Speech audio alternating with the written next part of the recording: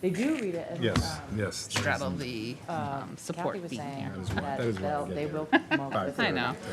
I'm all Good right. evening, everyone. Welcome to night one of our warrant review. As is customary, we'll begin with the two citizens petitions. We were in communication with the petitioner on the Article 30, and Melissa Nardone. She is no longer pursuing the petition, and so it will still appear on the warrant, so we do need to act on it tonight. But she's withdrawn her interest for due to a personal matter and is no longer pursuing it. So I'll ask, is there any comment on Article 30? And obviously, she's not here to speak to it. Any questions from the audience that she would not be able to answer? Great. Move no action. We have a motion with no action. Is there a second? Second. Motion and a second. All in favor, say aye. Aye. Passes unanimously. Thank you. Article 31. Brian DePease is here to speak to that. Brian? Thanks for being here. Thank you. Just wanted to print out some site plans. Thank you. Thank you, Brian. Thank you. Got a couple extras to please. Great. I think you might have two there. You see? Sorry.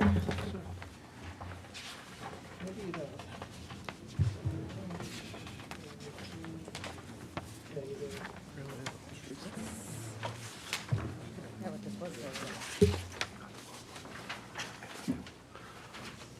Something happened in the paper shuffle. Sorry about that. Oh, it's only 8. I cut out,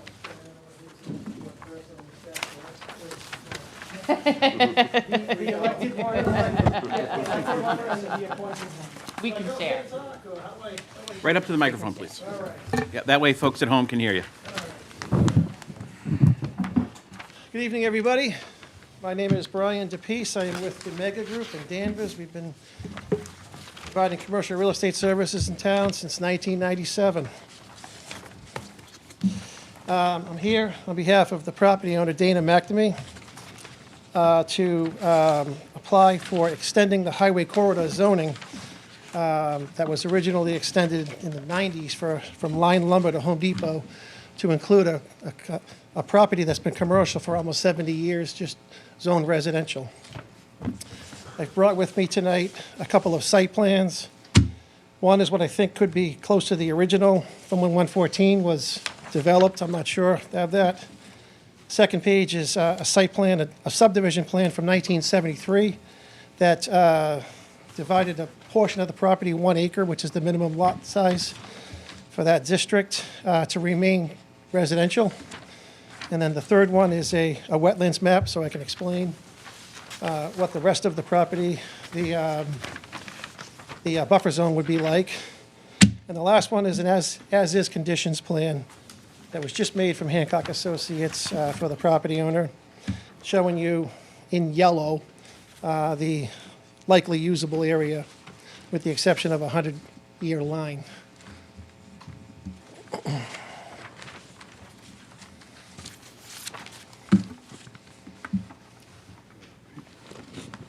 Arthur, if you go first, if you're ready.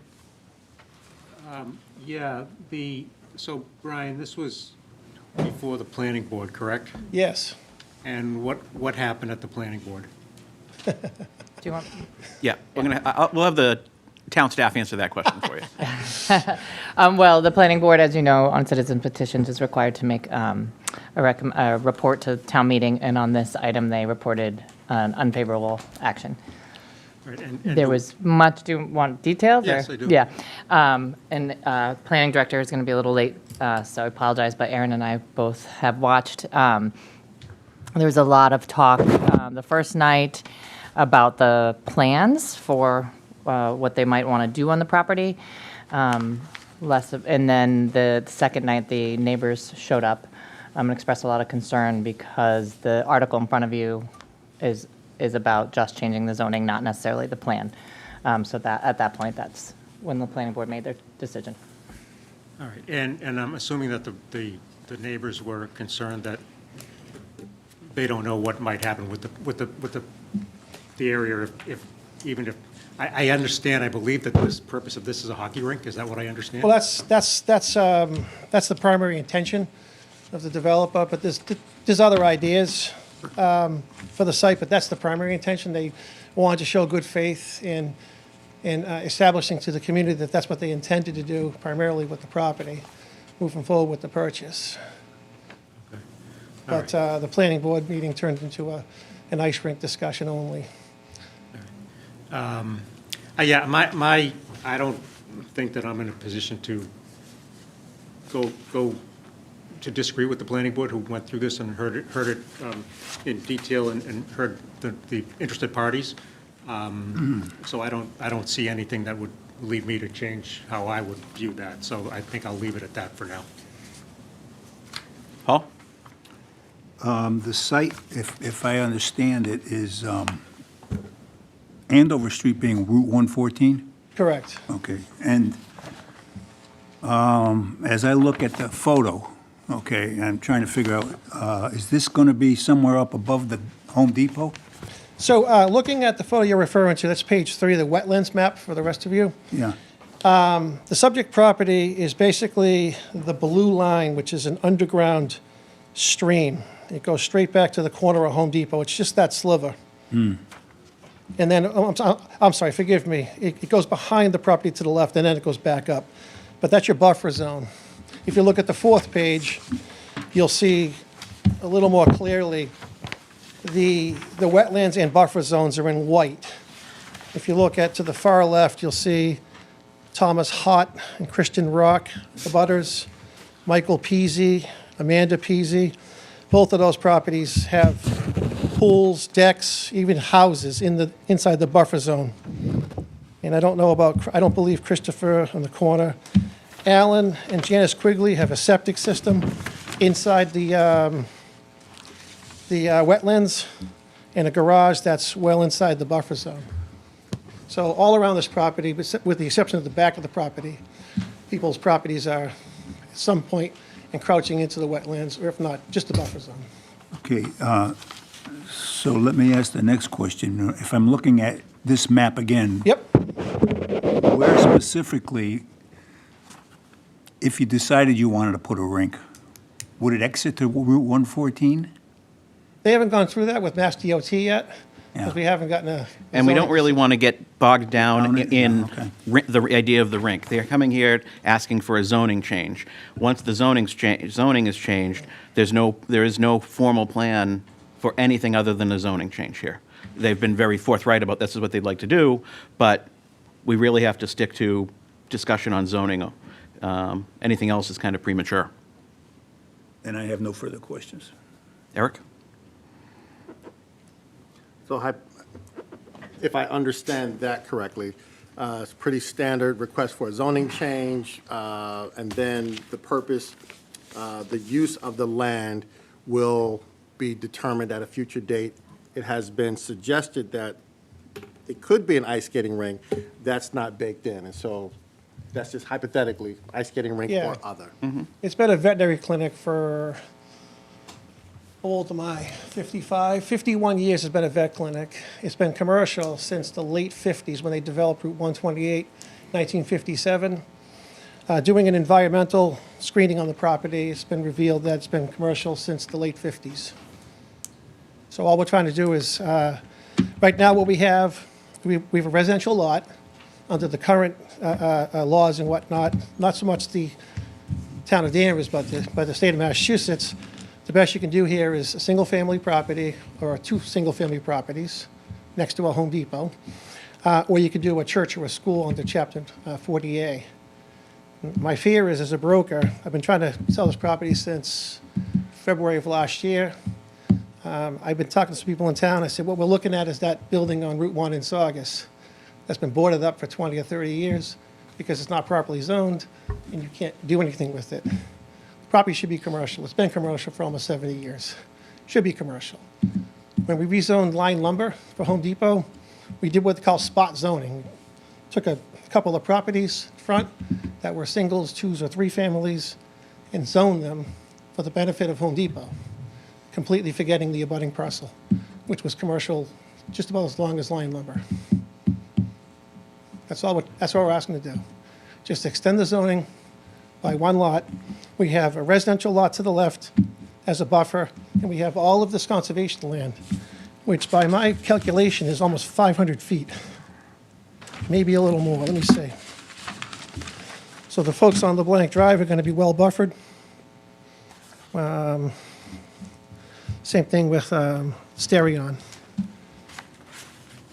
And then my last question, I guess, and this might be to the town, the spirited discussion, some of which I did see online, was that more about the rink or more about commercial use? So I, as a broker, have a myriad of users that are interested in the property, should it get rezoned to commercial. Property under contract is with the developer to build an ice rink. But whether that's feasible or not, nobody knows. Oh, no, We I haven't gone understand. through- At this point, I want to make sure that I have in my head the community pushback, which was not The quiet. community pushback was Yeah. about a, I'm happy to answer that. Yeah. Through you, Mr. Chairman. The concern was that, if this gets zoned commercial, then anything could get there. There was a long discussion about height of what might be put there. And there was discussion about traffic, and Aaron can probably make sure I'm saying this right, but you can't turn left out of there. So all the exiting traffic would have to go right and essentially go into a neighborhood street that I can't remember. no, the it just name of. loops around 114. It was primarily about that to do it in this way doesn't give any certainty about what could or could not. And Brian went through the use table, or I think it was Josh went through some of the potential commercial uses. Mike? So, I guess just from a theoretical standpoint, my concern with this is twofold. First is the existing property is, to the best of my knowledge, a pre-existing non-conforming use, which would be the property that is immediately on Andover Street. Correct. Just a clarification, it is Yeah. not pre-existing non-conforming, it received a variance, so Okay. the animal clinic was operating by variance, which So- means it's conforming. Yeah, okay, that's right. In a otherwise in a residential district. Right. It's a And- better way to say it correct, isn't it? But that would afford the opportunity under the variance, even though use variances are not allowed in the residential zone, you would be in a position to be able to go in and request couldn't do a finding, but you would be able to request an alteration to that variance, so long as that variance did not bring the use farther away from the existing use, much like a finding. Correct. So, just to clarify, the town's policy on variances, we do not allow use variance applications in residential districts. We do in commercial. So this conforming commercial property remains in effect compliant with our zoning, but opens up not only to all the uses in the highway corridor zone, but in theory, a substitution of non-conforming use, if you can find something that you can do that's less than something in the use table, you have a fighter's chance of receiving that relief in front of the zoning board of appeals. Right. Go ahead. I have a comment about that. It's my understanding that it's not a variance, it's a special permit, and with a special permit, you can't seek a finding on Aaron? that. Through you, Chair. Yeah.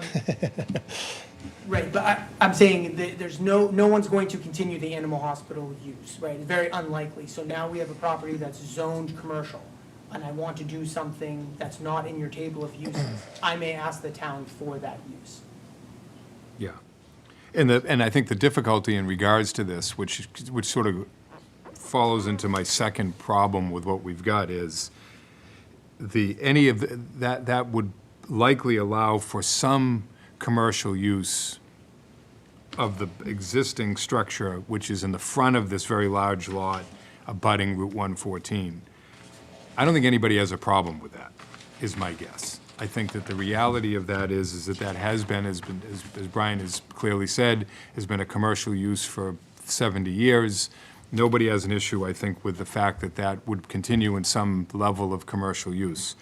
The difficulty is this is a rather large parcel, and it's that back area, which is right now, and it's a somewhat crass determination of it, but it is in essence a buffer. And that buffer acts as, from the existing highway corridor zone to the residential properties that are there. And we have a number of these throughout the town, and it's a very difficult thing to be able to deal with, because those individuals that have those properties are oftentimes in a situation where their property would likely be better used for something else. That they're, so again, they're sort of a human buffer, but the reality of it is that they bought that property knowing it, almost always. And as a result of that, you know, they shouldn't be surprised.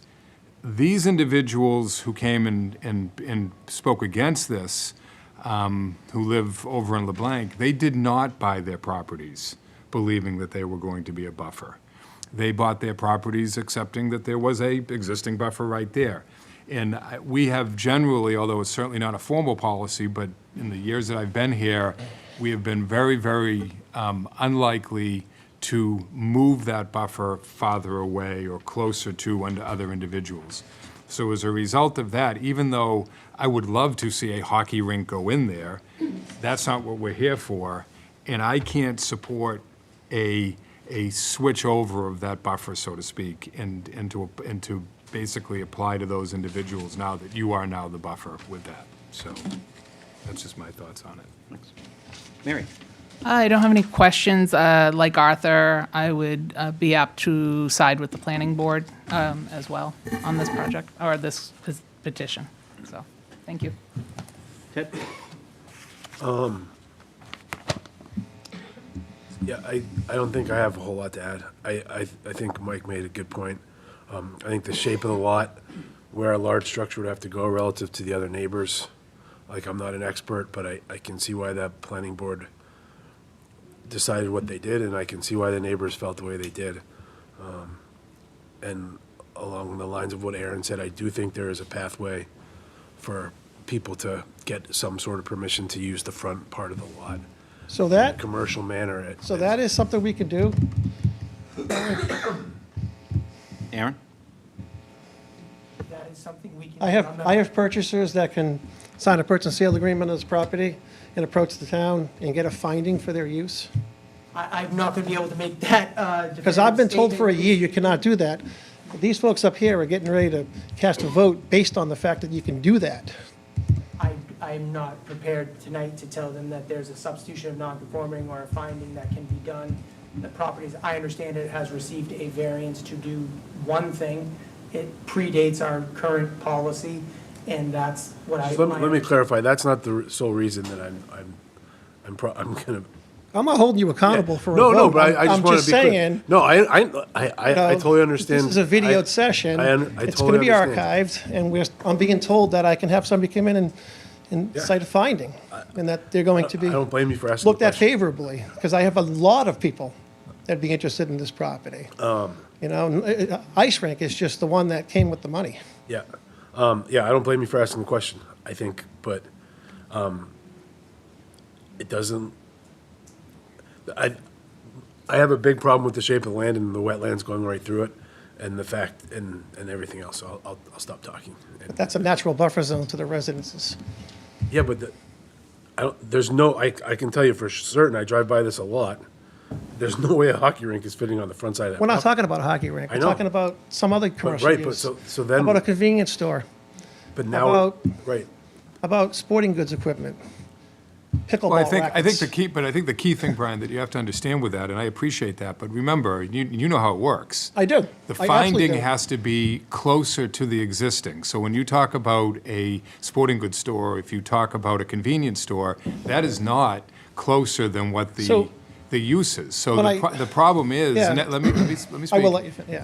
The problem with this is, from that standpoint, is that you have a very limited and defined use when you're talking about a veterinary clinic. And that veterinary clinic does not allow itself to be changed to things that would again, bring this use farther Yeah. away from the existing use. Yeah. So I think even if, and again, you can't, Aaron's not here making a decision. This isn't the way this works, even though it's videotaped.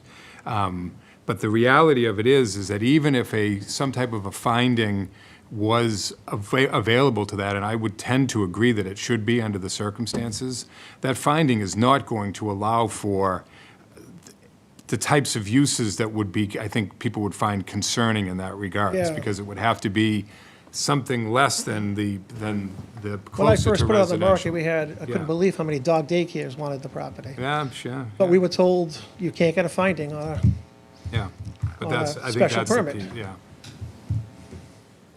Wally? I don't have anything to add. So. Anything from the audience, questions?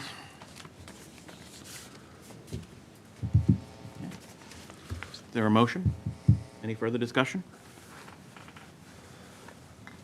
Move the question. But wait, Oh, well, you want to do that, or no finding, no, Well, what do you want? You're the one making the motion. well, okay. So we have two options here. Hold on a second, then. Then you said, what do I want? Yeah, okay. So give me a chance to say what I want. I'm at a little bit of quandary, because if I'm looking at this map correctly, and I think by now I am, there is some developmental land, potential developmental land that is along that 114. yes, that's your existing structure. Right, but going back in there, now you get into wetlands.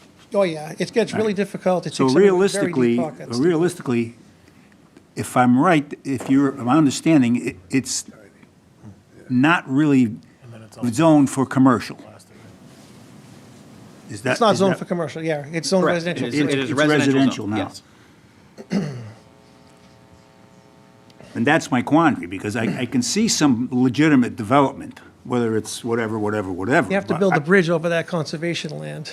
So I think I know where you're going with this, but unfortunately, we're also confined by the fact that this is a citizen petition.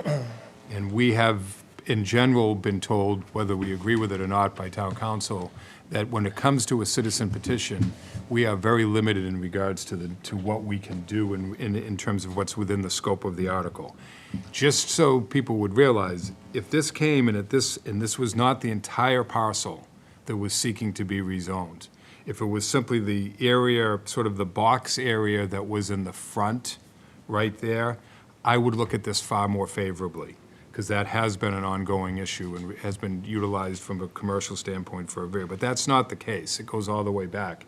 And as a result of that, because it goes all the way back, I think that in my estimation, we're stuck with either of those two options. And based on that, I think we have no option but to move to do no action and to agree with the finance, with the planning. Wait, we cannot amend We cannot- citizen's we position, cannot correct? amend a citizen's Right. petition, So, correct. so we don't have a choice, and I think the answer is that there obviously are things that you can probably get done with this, but you're going to have to go back through Nothing. the process, you know. Being told there's nothing we can do with this property. A church, a school, or a veterinary clinic, which we're bound by contract not to put one on the property for 5 years, Well, or a single family on Route 114.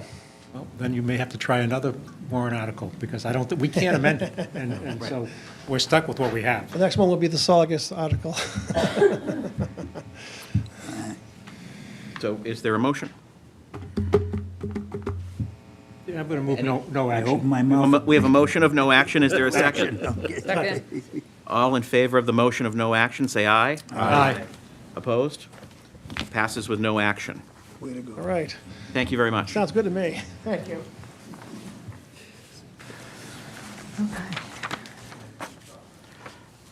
Are we ready? We're going to skip it. Don't like thunder. All right, who do I have here for now? Okay, moving on to Article 1. Okay. Can I do a quick introduction of the team members here, so the committee knows who's available? Rodney Connolly, Finance Administration and Finance Director, myself, Joe Cahill, Town Manager. We're joined by Select Board Member Dan Bennett, Land Use and Community Services Director, Aaron Henry, our Building Commissioner, Tim Hudon, our Harbor Master and Natural Resources Director. I almost called you Bill Sanborn because I have one in my life. Sorry, I don't know what just happened to me. It's gone. Tim, no. Chris. It's gone. Chris, I don't know what just happened. I'm really sorry. I'm really sorry. I was just chatting with him upstairs. Wow, I'm sorry. And I think that is it in the room for now. Okay. I'm really sorry, Chris. Okay, Article 1 was brought forth by Select Board Member Dan Bennett on behalf of the Danvers Historical Society. It's a resolution commemorating the 250th anniversary. It was drafted by our town archivist. We did not make any changes to that. And if there are any questions related to kind of the intent or where it kind of came from, Dan's happy to answer them. Great. Wally? No. Mary? No? Mike? Eric? No. Paul? All set. Jeez. All good. I also have no questions. No, I said Ted. Yeah, I didn't hear Ted I did say it. It's okay. Play back the tape.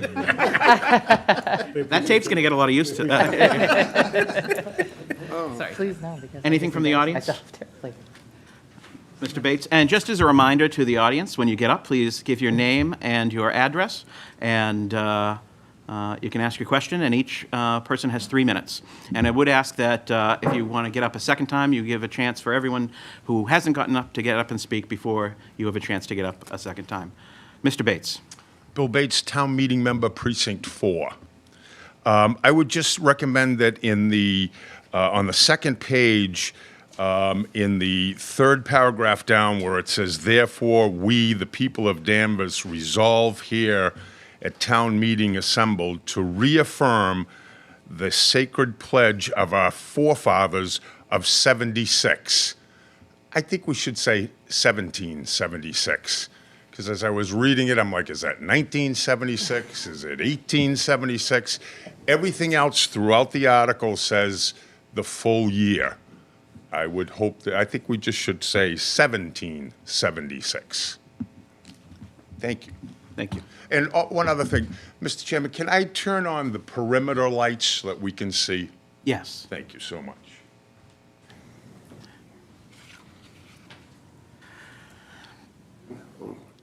Is that good? Yeah, Did that one? it's a different switch. Oh, there they are. Okay. There they are. Just right there. Is that okay, sir? That's perfect. Thank you so much. That's it. I couldn't see Chris. It was dark. Anything else from the audience? Mr. Zubarek. Clock on it. Start it before he gets up. No, click. It's a resolution.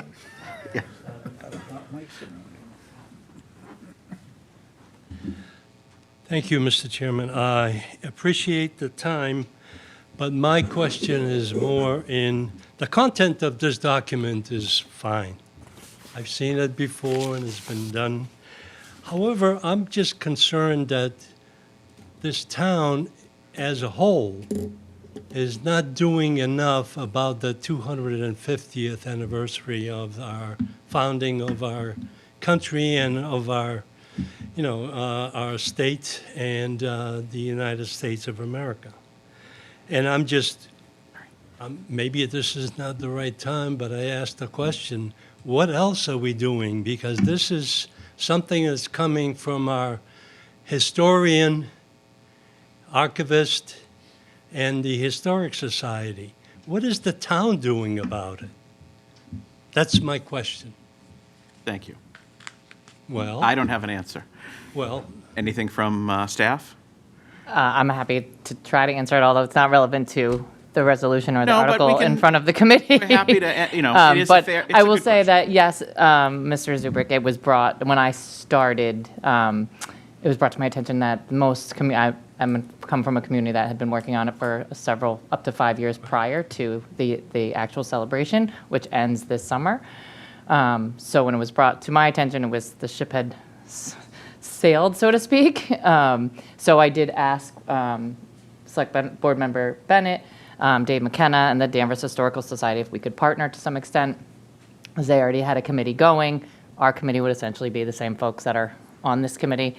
So we are working on supporting them through all of their events. I think the first one that happened post me arriving was the Benedict Arnold event that we partnered with them on, and I expect some additional ones this summer.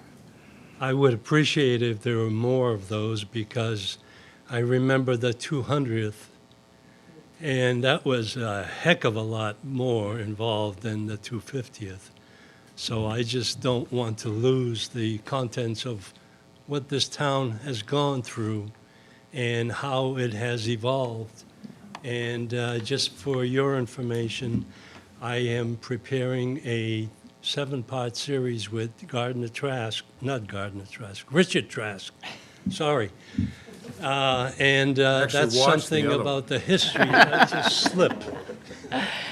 It's about the history of the town itself and the family, how they evolved in our community, because we were part of the organized revolt, and I hope we get our behind up again and revolt again. Thank you. Yeah, and if I may, I should also mention Representative Kearns. This is something that she brought up, and we did meet with the Massachusetts Office on Travel and Tourism and their 250th director, who also said, and the Danvers Historical Society was there with us as well and gave us some additional resources for publicizing their events and partnering on those. So, And I would be remiss if, speaking of Representative Kearns, one of the highlights of the year that I participate in every year is the event she organizes on July 4th, the reading of the Declaration of Independence at PBD Park at the library. I highly encourage everyone to attend that. It occurs after the Horribles Parade on July 4th morning. It's a wonderful way to recognize the holiday. But with that, is there a motion? Approve Article 1. Second. Motion and a second. All in favor, say aye. Aye. Opposed? Thank you. Article 2 is the election of officers. My understanding is there's no action needed on the part of the FinCom. That will come up at town meeting. Article 3, also you took action on the budget 2 weeks ago. Yes, all set. Let's see. Article 4, the electric division budget. We do need action on this. It was presented to you last week, as you, over 2 weeks ago. I hope you remember. But we will need action on that this evening. Article 4 is the electric division budget. We already had our hearing on it 2 weeks ago. We just need a vote tonight. That's been our custom, is that we do the hearing with the rest of the budgets and we vote on it this evening. So we just need a motion. I move the budget. We have a motion and a second. All in favor, say aye. Aye. Opposed? Abstain. We have one abstention. Thank you. Article 5 is the Essex North Shore Agricultural and Technical School District Assessment. The assessment for this year is $5,550,200, $5,050,225. And this is about a 12.5% increase from FY 2026. This is, this comes from a formula at the state level, Chapter 70, and our representative from the school committee happens to be sitting on this board as well, so probably can get into any more details about the budget itself. Mike, do you have anything to add before we start peppering you with questions? Yeah, I would just say to the board, as we found out last year, we as a board have two options with this. That one option is to vote in favor of it. The other option is to vote no action. If we were to vote no action and if town meeting was to go along with that, it would be a symbolic vote. There would be no realistic result from that standpoint. The assessment would still be placed against us. The only mechanism that would allow for any possible change to that would be if at least a third of the sending communities made a similar vote. That's not going to happen, reality of it, with it. And even then, the budget itself is one of the increments that develops why we have that particular assessment.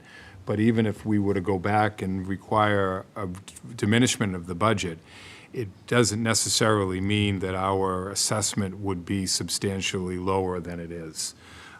So as a result of that, my advice to the board would be that we vote in favor of this.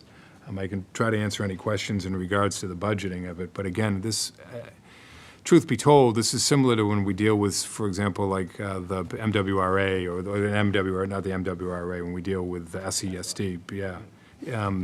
You know, they have a budget, and we could sit here and pick apart their budget as much as we want, but we don't have any oversight in regards to what that budget is. I will tell you that I don't believe that the budget that the Essex North Shore Agricultural District provided was bloated. Truth be told, I don't think the problem with what we have going on up there has anything to do with how they operate or what their operational budget is. Frankly, the problem is that it's a very large school, and it's the increase in the size and the number of those students in regards to it. If we did approve this year, as part of the new admissions policy, a cap for the next 3 years on enrollment increases. So based on that particular component of it and some changes to the admissions policy, my guess is that our admissions numbers will diminish. We had fewer applications this year than we've had in previous years. That's been a bit of a trend over the last 2 or 3 years. We actually had fewer applications in general from the sending communities. There was a substantial increase in the number of applications from the non-sending communities, basically the agricultural spots, so to speak. So as a result of all those things, I think we will see a diminishment in the number of students there next year. That will likely result in a flattening. But again, if the assessment number based on the way that is determined by DESE disfavors us again, we could see, even with those lowering numbers, an increase in our assessment number. But again, that really has nothing to do with the budget per se. Thank you. Arthur? No, there's nothing, I don't need to spend any time on things we can't do anything about, so I'm good. Paul? I feel the same way as Arthur does. Eric? Oh, my gosh.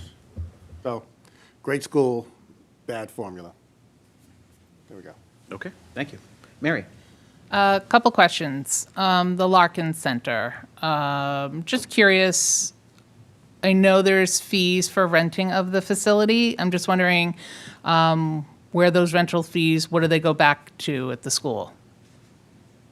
Mike? So that is a separate entity that operates as part of the school, but it is a separate sort of functional component of it. That money there's no profit. It basically just goes back into the educational fund through that into the school. The one thing I will say about the Larkin Center is that the Larkin Center has, I think, been very good in the respect to the kids that are in the culinary arts program up there do utilize that. It is a bit of a laboratory, working laboratory with it, and from that standpoint, it's been a positive in regards to the school.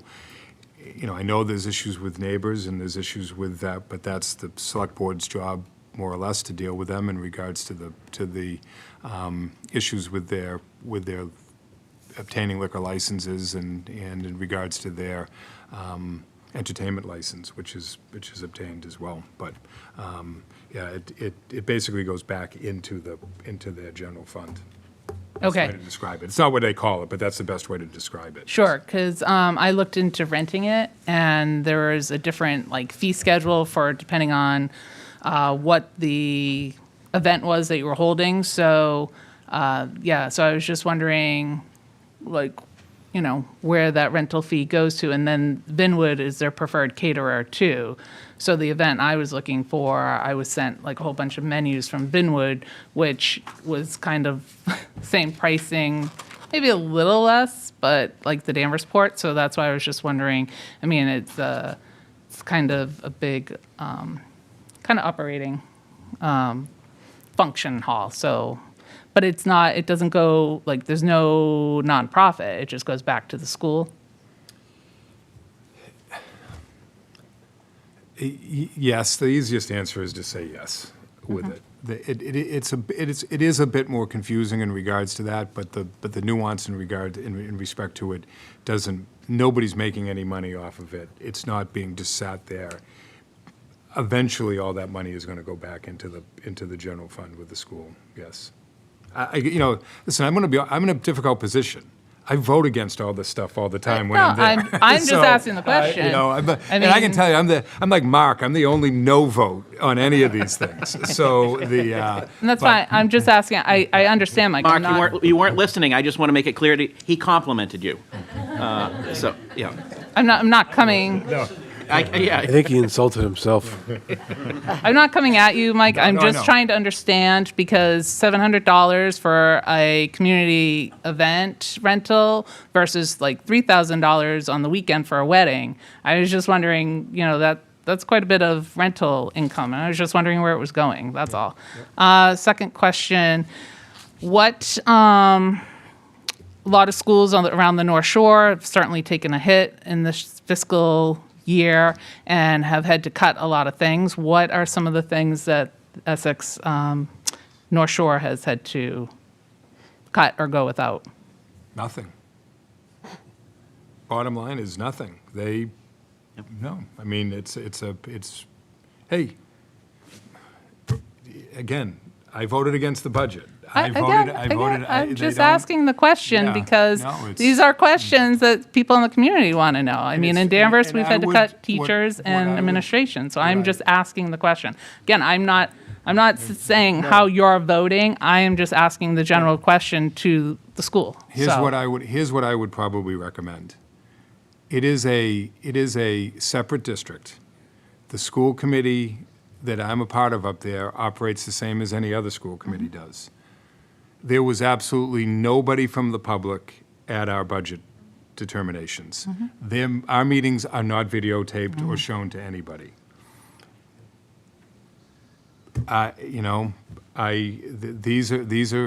These are all things that would be very nice if people showed up to those meetings and expressed the types of concerns that I express as the representative from Danvers. I can tell you again, and the only reason I'm saying this is that there has been only one other occasion in which anyone other than me has ever voted no on a matter that's been there in the 5 years that I've been there. So you have a school committee of 22 people that has taken probably 200 votes over the 4 years that I've been there, and other than one occasion when Gloucester voted against it with me, nobody else has ever voted against anything up there. It is what it is. Yeah, no, and again, I'm just asking the questions for the public. As Yeah. for myself, these are just questions that I've had. So Yep. thank you for explaining, Mike. Thanks. Appreciate it. Ted? I thought this was on the docket for tomorrow night, so I apologize if I'm less prepared than normal. But I guess I'll ask the questions for Mike. To be clear, there's a cap on enrollment for the next 3 years, Yes, including this fall or 3 more years after next. including this fall. Okay. What I've heard that there are other communities that are talking about trying to leave the district. I think Salem was mentioned to me. Are you familiar with that? My understanding is that Salem has raised questions about what the process would be for Salem to remove themselves from the district. Okay. And what would happen to us and the other district members if they did that? I don't believe it would happen within the 3-year period. Right. So it would dramatically change a number of the way the operation is up there. I think that the reason Salem would be interested in and would be able to leave is because they would have a program that was robust enough to be able to both deal with their own students, but probably allow for students from other districts to be able to enter into those programs as well. I really don't have an answer in terms of what it would do long-term in regards to the program. Salem is the fourth largest district in terms of the number of students Peabody is well above everyone else. Danvers is number 2. Beverly is number 3. Salem is 4th. Salem also, because Salem has a very different determination in regards to their assessment amount, Salem pays substantially less per student than any of the other communities do as well. So, there's a lot of reasons why if any of the big 4 were going to leave, it probably Salem would have the least impact long-term, but it's still not a good thing. They also have a new superintendent, so yeah, that remains to be seen. Yeah, their old superintendent became the head of, Right. yeah, He so, won't be voting, no. he'll be listening. Yeah. So we could, there could be a situation, would they still be, what about existing building debt and things like that? So, that's a good question. I would say that they would be on the hook for, to some extent, whatever they voted in favor of in regards to that, yes. But not future attendance? Not for future attendance, exactly. And there's no guarantee that Salem is going to leave. I think that's an Right, important no, thing. I They're understand. very, very early Totally. stages, and Yep. they just simply made an inquiry, so. I just think that I know I think you're of the same view, that they can't keep saying it needs more cowbell and trying to add 100 kids every year into infinity. The sending districts are getting pretty worn out, I think, from the constant expansion and the drain that it places on the vitality of their own high schools. And I'm guessing that's probably why Salem is looking at doing something like this when they're trying to build a new school for their own kids. I would also say, like, I do think Mary Beth brings up a good point.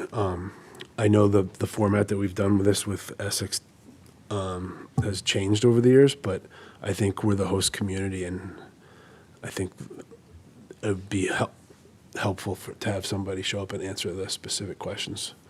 And not just, although you do a very good and frank job answering the questions. Yeah, you're not going to get the same level of frankness, quite frankly. I know, but I also think they should hear, I think somebody should hear those concerns. We're the host community, whether they say they're Hawthorne or not. And I'll leave it at that. Wally? I have nothing to add, but thanks for putting your effort in up there. Yeah, thanks, Mike. Questions from the audience? Mark?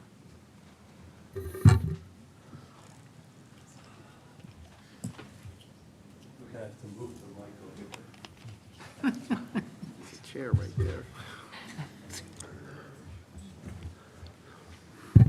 First question I have, thank you very much for letting me speak, but I'm looking at the agenda that was issued, and Essex Tech is not on the agenda until tomorrow.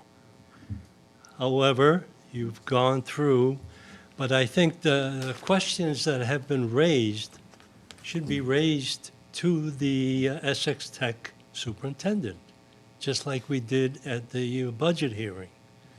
And the thing is that we're looking for information from Mike, and he's embedded into that school. And the thing is, the superintendent is the one that knows all of the details. So I just wanted to point out that this is not on the agenda, and I did not expect that to be discussed today. And the thing is totally out of question for discussion because it was not on the agenda. Thank you. Yeah, I mean, you're welcome to hold it for tomorrow. Why don't we hold it for tomorrow because it's on.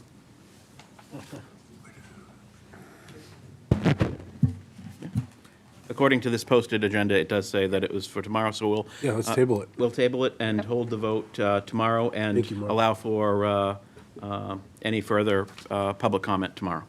All right. No problem. And with Okay. that, we'll move on. Article 6 is the annual article authorizing the collector of taxes to act. Wally? I'm good with that. Ted, you're all set? As much as I'd like to not authorize them once in a while. Mary? All set. Mike? Nope. Eric? All set? Paul? All set. Good, all set. Thank you.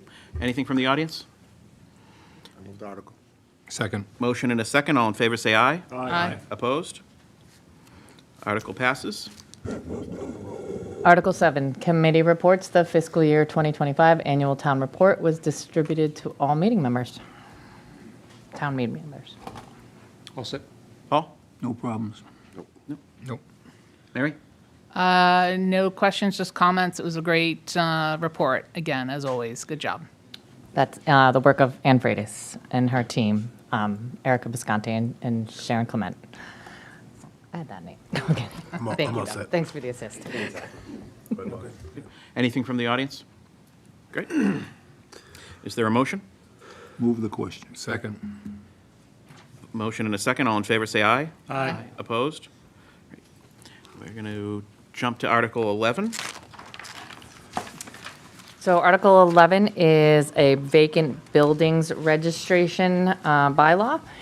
This came from, we're kicking off in the coming year a deep dive into all fees and permits and blah, blah, blah. And many of us come from communities that have vacant building bylaws. Most municipalities in Massachusetts do. So when I asked the question, and Tim and Aaron educated me that we did not, we had further discussion, and it seemed like a good time to bring one forward. Vacant buildings cause public health and safety concerns, not just for the neighbors and the neighborhood and the whole community, but also our public safety officials if they have to respond to these buildings. There's an increased risk of fire damage. It attracts crime. It attracts rodents. And so we thought this is just another tool in our toolbox to kind of get a handle on these vacant buildings so that we're not excessively responding to them or responding to them and not knowing what the condition inside is. I've also seen this used as an economic development tool for in a couple different ways, but one of which is once you have a registry, if someone like a hockey rink approaches you about a property, looking for property, we can use this to match people up.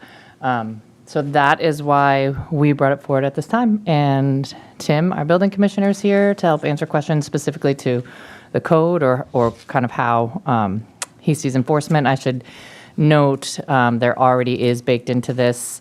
The building commissioner has the ability to give forgiveness if there's unforeseen circumstances. This is not, and it's clear in here that it's not about people who are snowbirds or away for a little while. These are our chronic properties that have remained vacant for excessive amount of time.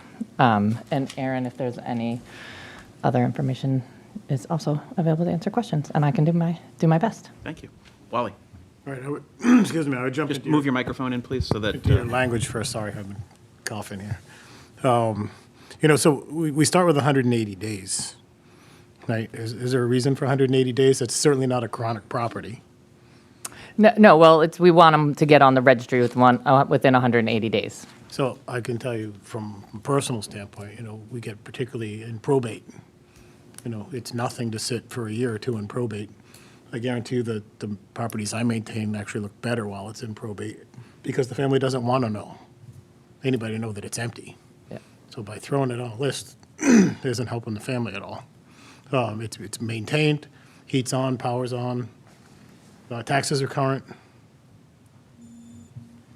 I would say, I think in those situations, you're probably unlikely, we would be unlikely to even know that property is not being lived in at this time. I mean, I think. I would agree with you, yet in your language, you're saying within 180 days, I have to register that property, or not me, but the family would have to register that property.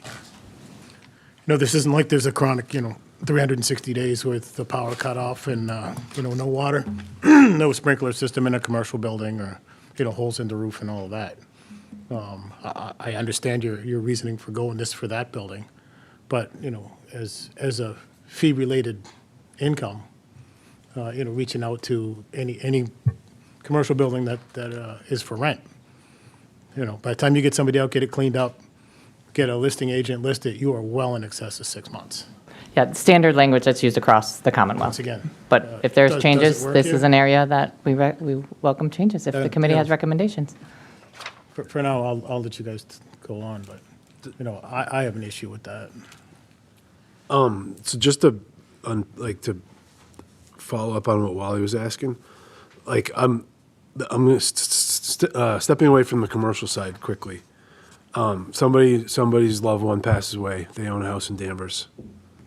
They deal with the burying a family member and getting a house ready for sale, and then they list the house, and the house is still on the market 6 months after the person passes away.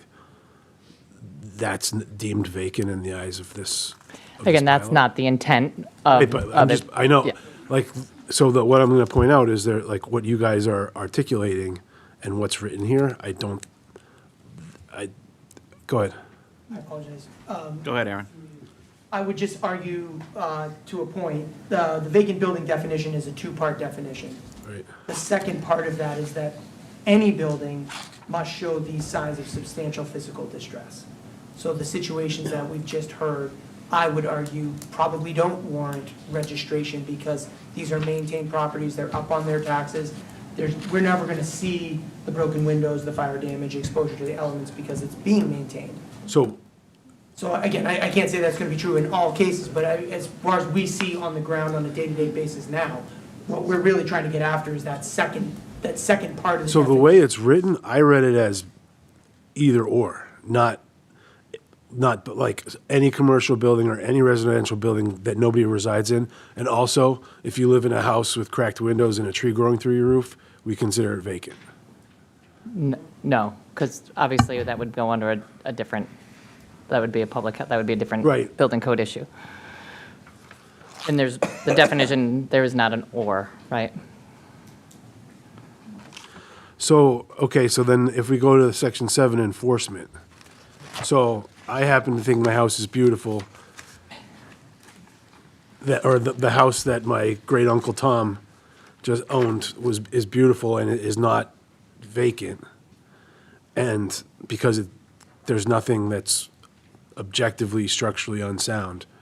And people in the buildings division disagree. I pay a fine of $300 a day past 180 days for not registering it. So again, it has to meet all the conditions of the definition.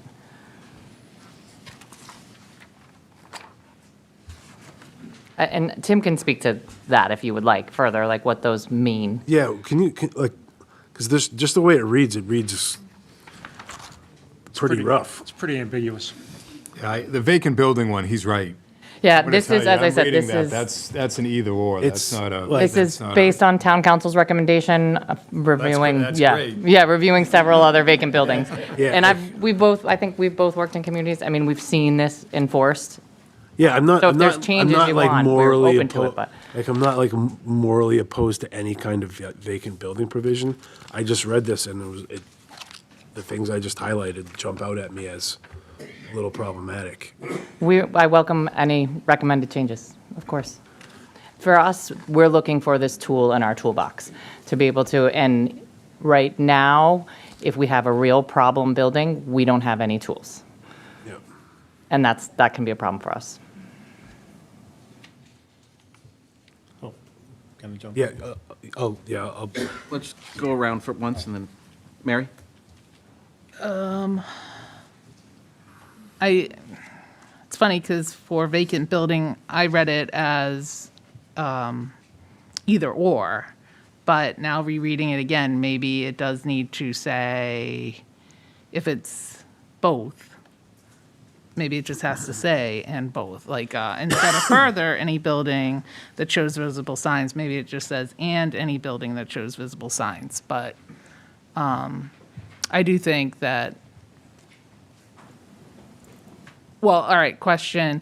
So to Wally's point, a house that's being maintained and it does not show that it's falling apart, any, building wear or tear, that it's totally overgrown, we're not going after them and knocking on their door and saying, no one, So it's really for the homes and commercial businesses that are more an eyesore to the community and have been vacant for at And least. I would imagine it's going to happen something like this. If, I'm just, in my head, and Tim, correct me if I'm wrong, it probably is going to be, there is a vacant building, which is visibly, what I would describe as visibly vacant, section 2 of vacant buildings, right? Yeah. And I imagine Tim is going to go knock on the door and no one's there, and then you're going to, go on the assessor's website, find the property owner, send them a certified letter, because I do now know that the town does send out certified letters,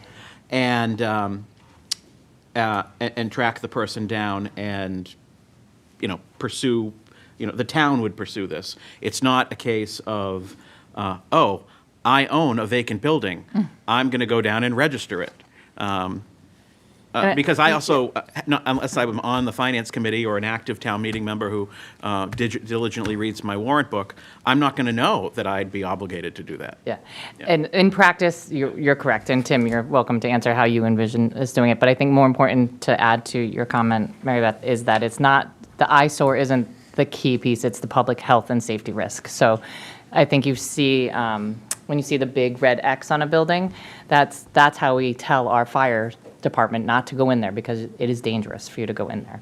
This is a way that we can say, okay, it can't stay like this forever. You can't just have a commercial building in our downtown with a big red X on it forever and ever. We need to have a tool to be able to say, take it down, sell it. And this gives us also an option then to work with them. What can we do to help move this along? So, but if Tim, if you want to add anything to the chairman's comments. You think I had it pretty good? Okay, thank you. I appreciate that. Mary, I interrupted you. Do you have anything No, else? that's fine. I agree with this article, so nothing else. Michael Islanders? So in theory, again, I agree as well, and I appreciate what we're trying to do in respect to it, and I don't have a problem with it, but the specifics are problematic. When people come to me or to anyone else and say, well, I know what you're telling me the language might say, but we're not going to enforce it that way. That becomes problematic because I might trust you four implicitly right there, but let's just say I don't trust those four over there, right? And so, and you might not always be there.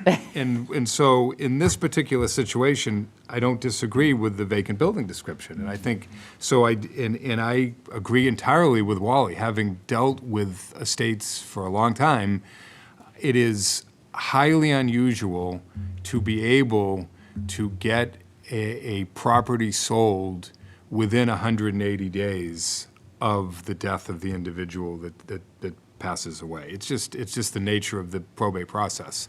And if that's assuming that everybody gets along and there's no issues, if you have controversies and disagreements amongst the family, it's not unusual for that property to sit there for a couple years.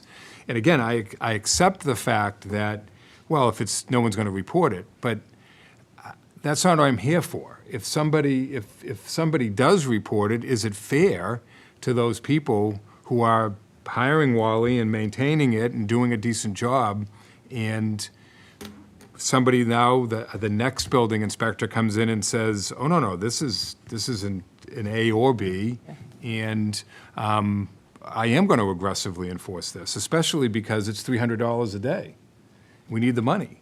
So I think, just for me, at a minimum, I would probably say that there might be a value in not voting on this tonight and having members of this board look at this, and if they have questions, to contact the town staff and to be prepared to come tomorrow to actively address those concerns, perhaps with some amendments that would alleviate the fears that at least three of us have expressed right now with it. Can I ask one question? I was going to suggest very similar, like maybe we try and clean it up. So the $300 daily penalty and the $500 to $2,000 per year penalty. seem like, the one seems like small town Danvers, $1,000, $2,000 a year. $300 a day seems like New York City, like ultra, like what? Like, is that deliberate, and what's the what's the reason behind it? Those are for the chronics. That's how you move them off the list. But again, I'm totally open. Essentially to grow the liability so fast that you just take. Essentially. Property. I've seen it, and I've seen it used in a dilapidated property, stuck in a family trust. Nobody would agree to sell it. Nobody would agree to sell it. It was literally falling into the harbor, and that was, yeah. It's deliberate to say you have to act on this. You can't just let your property fall into in that case, it was a harbor, wetlands, whatever it is. I am taking notes on the things you've mentioned so far, and will happily bring those back to council if that's the direction you decide to go. If we could just make sure I have them before, well, I'll continue while the discussion goes on, but Mr. Chairman, if we could just wrap that before we end. Did you want to ask your question now before we move over to this No, side? keep I don't going. want to, okay, Let's see what they got. go ahead.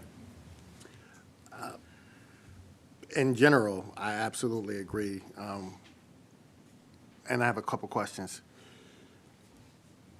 It's not the vacancy of the property that is our concern, it's the distressed nature of the property, or is it both? I want to make sure I'm clear. It's both. If it's distressed and maintained, does that matter? Distressed and I maintained. mean, I'm sorry, I mean, if it's vacant. If it's vacant But it's and, maintained, but it looks beautiful, right? Someone's taking care and of it. again, that's going to depend on each property, and that's going to be at the discretion of the building commissioner, which I do understand changes from time to time. But if it's maintained and it's safe and it's not attracting rodents and it's not attracting crime, we don't have people breaking in and trying to squat in there, or, and they're actively, whether they're in probate or, they're actively trying to do something with it, there's an intention there. That's very different than a distressed vacant building. So thank you. When I read vacant, my mind goes to uninhabited.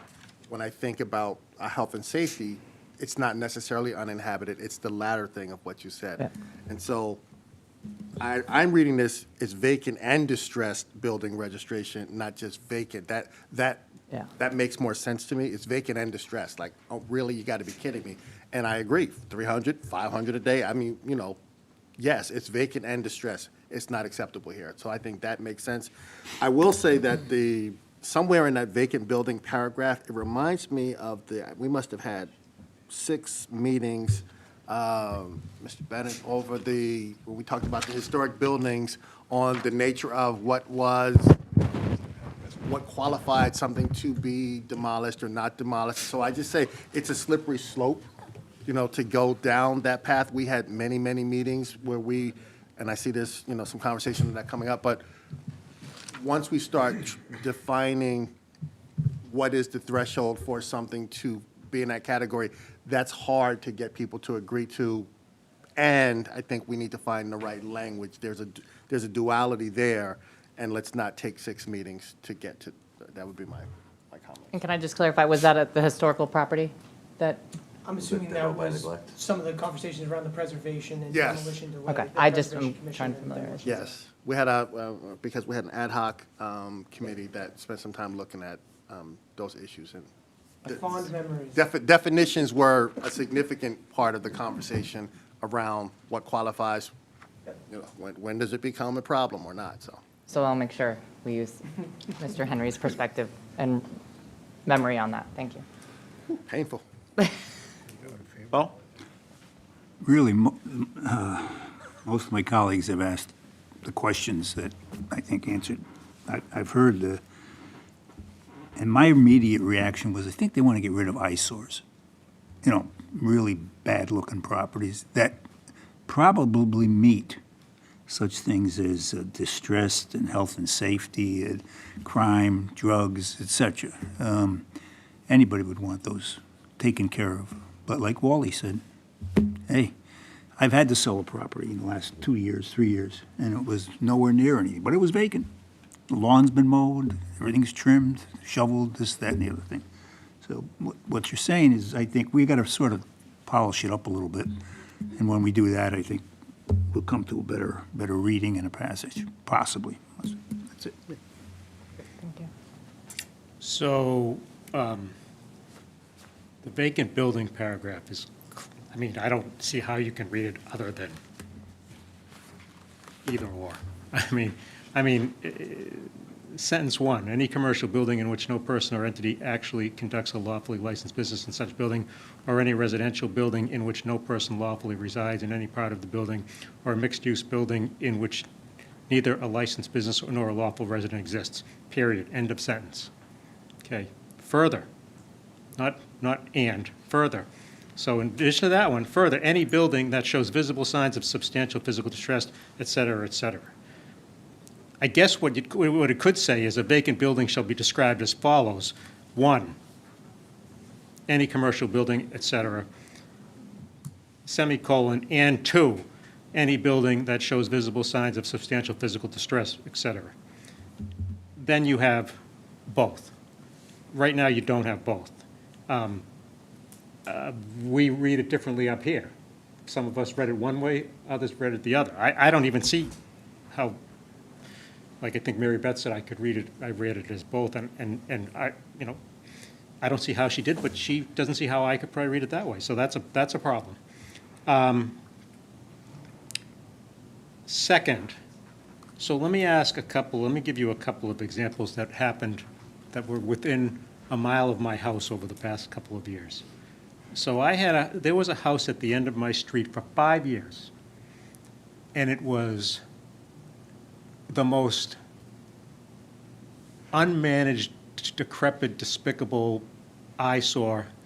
It was overgrown, nothing was done to the yard, the roof was getting bad, the siding was falling off. The people that lived there, they lived there for a long time. Kids grew up. Parents got divorced. The woman that stayed there then left, except for she came back 2 or 3 or 4 times a month and stayed there, and then wouldn't be there. And then for a month, one of the kids came back and stayed there, and then it would go like that, and it went like that for probably for 4 years. It was disgusting. Now, is that a building in which no person lawfully resides? It's still in her name. It's legally in her name on the deed. It's legally recorded at the Registry of Deeds. She comes back there 3 or 4 times a month. She stays in the house. I don't know why, but she stays in the house. The utilities obviously stayed on the whole time. Horrendous eyesore, and definitely I said all the time, was on the other end of my street, so I wasn't as aggravated as the people who live right next door, but I thought it was a hazard. But does it qualify as a vacant building under the definition in our proposed warrant? Go ahead.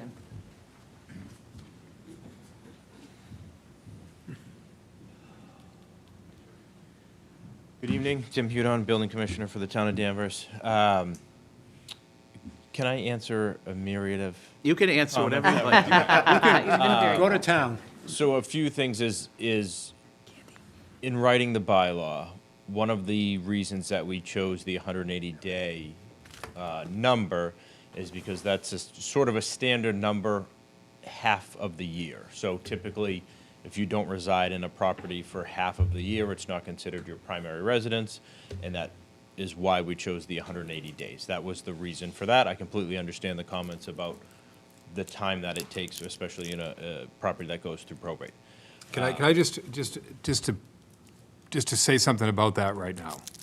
If that's why we did it, then that's not the way we should do it. Because the fact is, trust me, there are a lot of people who have houses in Danvers who do not purposely stay and put their head on that pillow for 180 days because they want to make sure that that head is on the pillow for at least 181 days in Florida, so they're not paying any taxes. So I appreciate that that's the argument for it, but that's not a good argument, I guess is the best way to describe it. So just, Understood. So, and again, with respect to the language in the definition, I completely understand where you folks are coming from. It certainly wasn't an either or in my mind. Again, as the one that would enforce it, it is an and situation. And the comment that I would make in response to Eric is what he had said about is it inhabited? And I would say that we're looking at properties that are not inhabitable. So for us, there's a difference there, right? So, and again, a lot of the talk about the building that was just in completely poor repair. When you start speaking about a building like that, I start thinking about the health department and whether or not they would condemn that building as far as sanitary living conditions. So I think there is certainly some ambiguity here that you folks have picked out. That was not the intent, certainly, and would not be the intent as far as enforcement goes through my department, as long as I'm the head of it. But I would say we are looking at buildings that either are not inhabited and in extremely poor condition, or that are in such poor condition that they should not be inhabited and they're not safe to be inhabited. But of course, this is, like our town manager said, this is one tool in the toolbox that we would have the potential of using. Wally?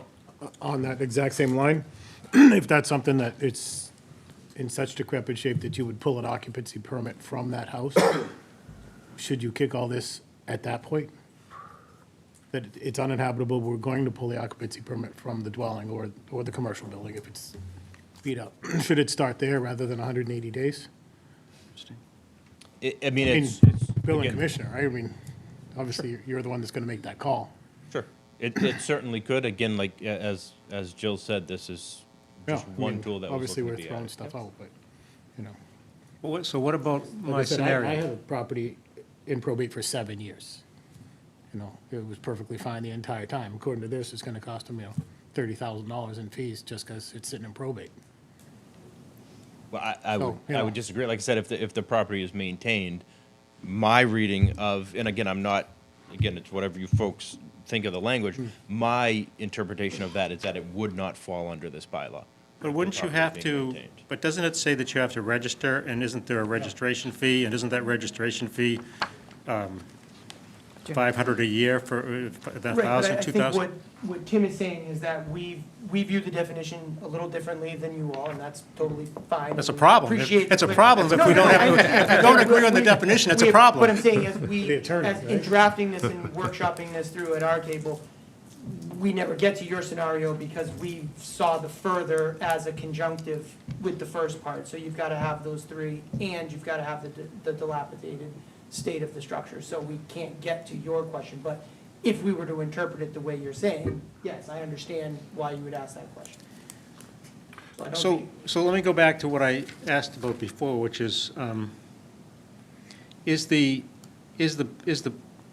building that is the house down the end of my street that the lady came in once or twice a month but lived in another house most of the time? Is that We would likely, uninhabitable? Is that, no, I'm sorry, is that not inhabited? Is that a vacant house? Right, so I wouldn't be able to make that determination here. That's something that, if it was brought to our attention, we would most likely do a site visit to see what the condition of the house is. But, no, fine, I'm not talking about condition right now. It says a residential building in which no person lawfully resides in any part of the building. What does that mean? Does it mean that if she comes back to the house 3 or 4 times a month and sleeps over, she not? I'm not talking about the condition. The condition was, if you went and saw that, you would say the condition is terrible. But you have to have both. So now we get somebody that comes back 2 or 3 nights a month and sleeps in the house.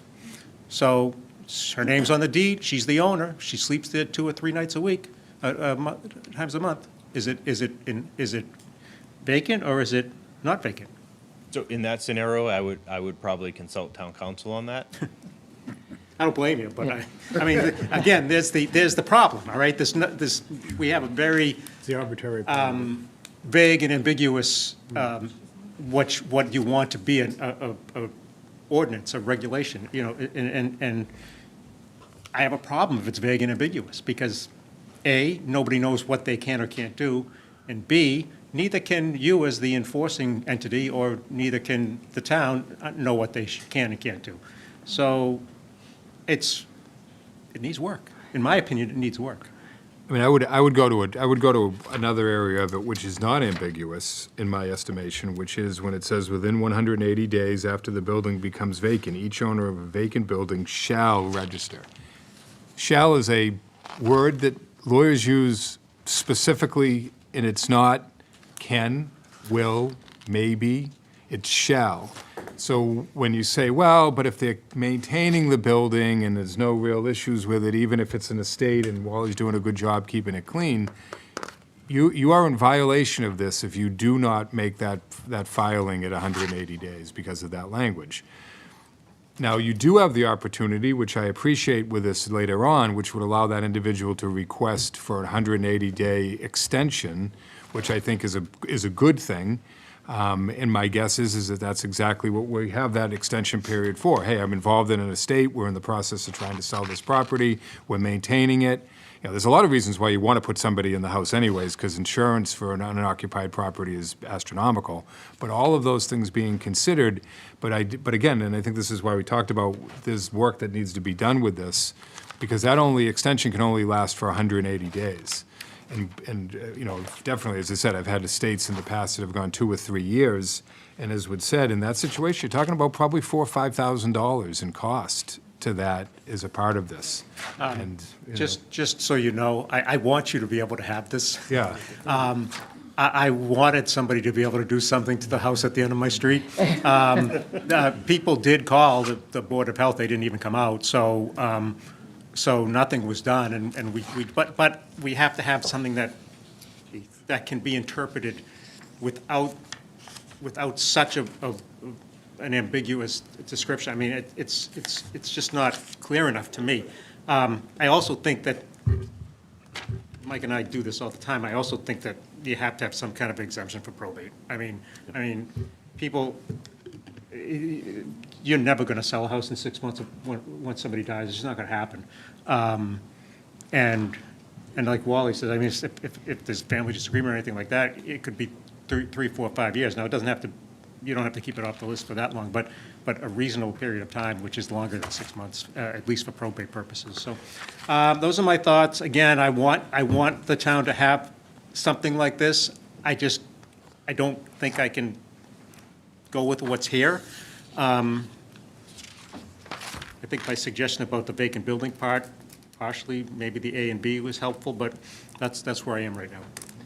I would take it one step further, and also, not only probate issues, but we have people living much longer lives, going into nursing care, and houses sitting maintained but vacant because these people are in long-term care facilities, and they're not going to be sold until the person passes away, and then probate. So, it can be significant extended amounts of time. My thought on this is, I don't think it's quite ready for prime time.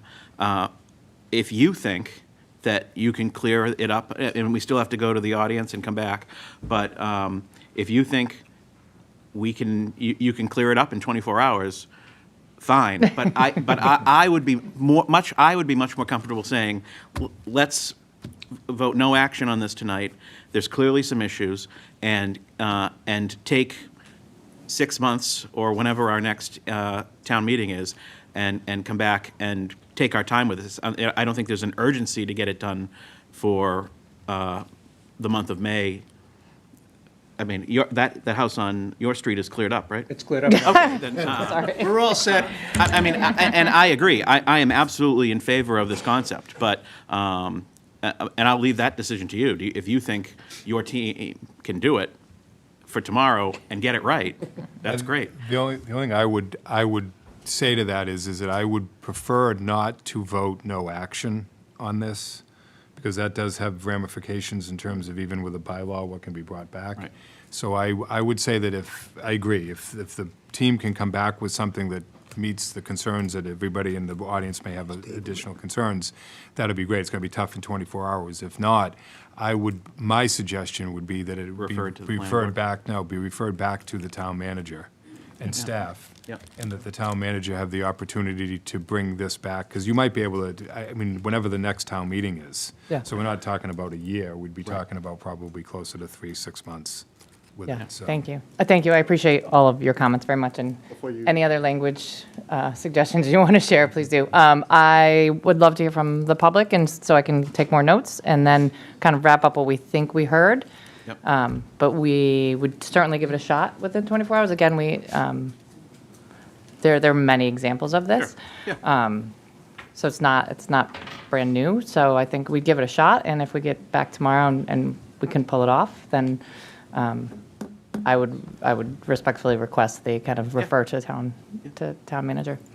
Wally, did you have a follow-up? No, although, from a commercial standpoint too, you've got one of the manufacturing facilities at Cherry Hill or Electronics Drive or something, it's with 150 to 250,000 square feet. That's not leasing in a year, most likely. So, you get on those buildings as well, and this doesn't apply there either. But always maintained, ready to lease, you just can't put a tenant in there. Yeah. So, it's. Wouldn't also have, it wouldn't have, I don't think as much of a problem about registering if there wasn't fees applied immediately. So that's another thought. I just want to flag Section 5 on maintenance requirements, since we talked about the distressed nature, just to make sure that whatever language we use in that section around vacant, if it's both and, et cetera, that it should marry with what we're calling maintenance requirements. Just want to flag that. Yeah, Eric brings a good point. I've been trying to make it for a while. No, but the order, what we're looking at here is something to address like distressed and decaying buildings. And then it says, and this clause reads like, after you register, while you pay your fee, while it's vacant, you have to mow the lawn, take out the trash, fix the windows, pick up the branches. Like, it doesn't read, like, to me, that sounds like I shouldn't be, the way we've talked about it tonight, it sounds like I shouldn't be registered anymore at all because I am taking care of the Got problem. it. Understood. And that would be minimum maintenance requirements, right? So, Yep, it's not a hazard, basically. yep. Before we go to the audience, anything else from the board? Comments from the audience? Mark? Taking two to get there.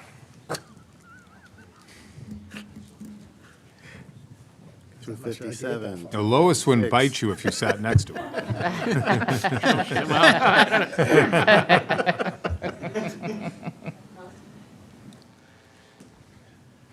Okay, this bylaw has been discussed at several occasions, and one of the questions that has not been asked, who is sponsoring this bylaw? Shouldn't a bylaw be through the Board of Selectmen? The last meeting I saw of the Board of Selectmen, they were surprised that this even appeared on their agenda.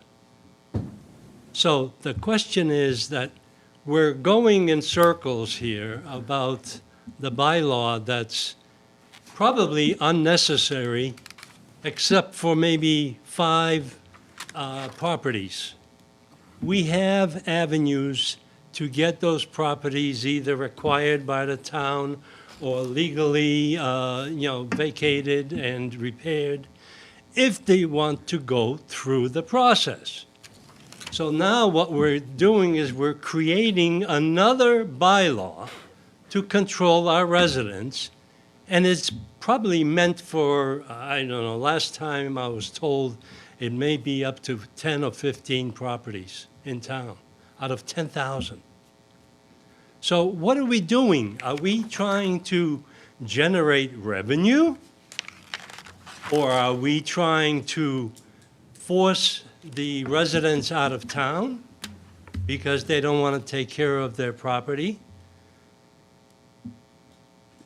Property vacancies happen all the time. They don't have to be a distressed property. They can be regular property. And what we're doing with this law, bylaw, I don't know who's sponsoring this, but the thing, the Board of Selectmen hasn't done this in the past. Now, the distressed property is beloved in the eyes of the beholder. It's only in the eyes of the beholder. Some people like to live in a distressed property, and some do, because they can't afford to repair it.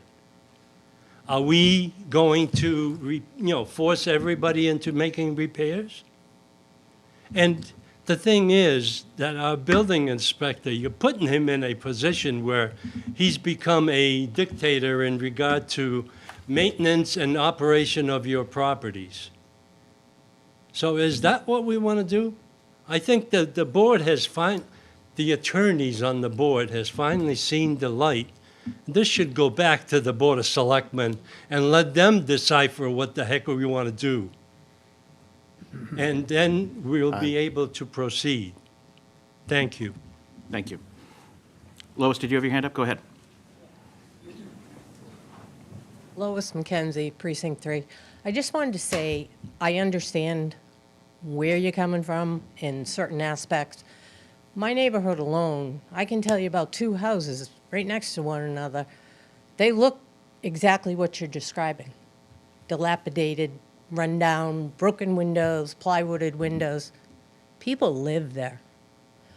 You can't expect everybody to live the way everyone else or the majority of the other people live. Unfortunately, some do choose to live that way. Or they're forced into it because they can't afford the prices in this town. And they can't afford to maintain their house the way many of us are lucky enough to do. I just want you to think about it a little more. Like Arthur said, there's too many questions. There's too much leeway to leave it all up to Tim.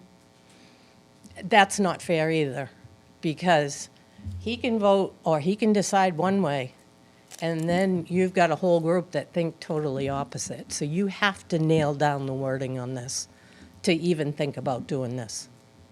That's all. Anyone else? Coming back to the committee? I motion that we table this till tomorrow night. We have a motion to table till tomorrow. Is there a second? Second. All in favor, say aye. Aye. Opposed? Mr. Chairman, if I can just Yes. review. Okay. The broader concerns, the 180 days to being too short to get on the registry, and also on the opposite side, on the other end of the extension. The definition too vague, that it should be an and thank you, Arthur, for the recommendation on the language. I already went through the extension longer than 180 days. Exemption, specifically probate, long-term care, those types of situations. Registration fee either too high, or maybe there shouldn't be a fee related. I don't remember where that one came from, to the registration. So, because the registration piece is so that we know where they are for other purposes, like to make sure we know if we get a 911 call, if there's going to be people in the building or not. So that was one. And then section 5, the maintenance should correspond with the definition more clearly. Did I capture everybody's biggest concerns, broad stroke? I think so. Okay. Mr. Chairman, point of information, if I may. Yes. Would somebody look at section 8, number 4, and see if you want that to be questioned?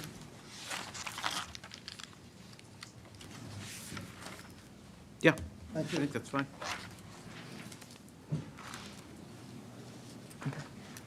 Added, thank you. Okay. All right. Ready? Yeah. Where are we going next? Article 12, thank you, Tim. Article 12, acquire easements for public access and utilities. This article is specifically to the redevelopment of 128 Maple Street, often referred to as Maple Square. In general, there are public utility easements that we need on the 128 Maple Street side, and on the Hobart Street side, the property owners own right up to the granite curbing of the sidewalk, so we need the easement to be able to use the sidewalk. And Aaron can answer questions if you have something that he can't answer. Steve King, our DPW director, will be here tomorrow, so we could push this off till tomorrow. Arthur? I'm good, I'm all set. Paul? All set. Eric? Mike? Nope. Mary? All set? Ted? Good. Does this include the electrical, I'm gonna say substation on Locust Street? I believe it does. I know there's a couple of drainage, I know a lot of it's drainage and a lot of it's sidewalk. There's The particularly one an electrical bin.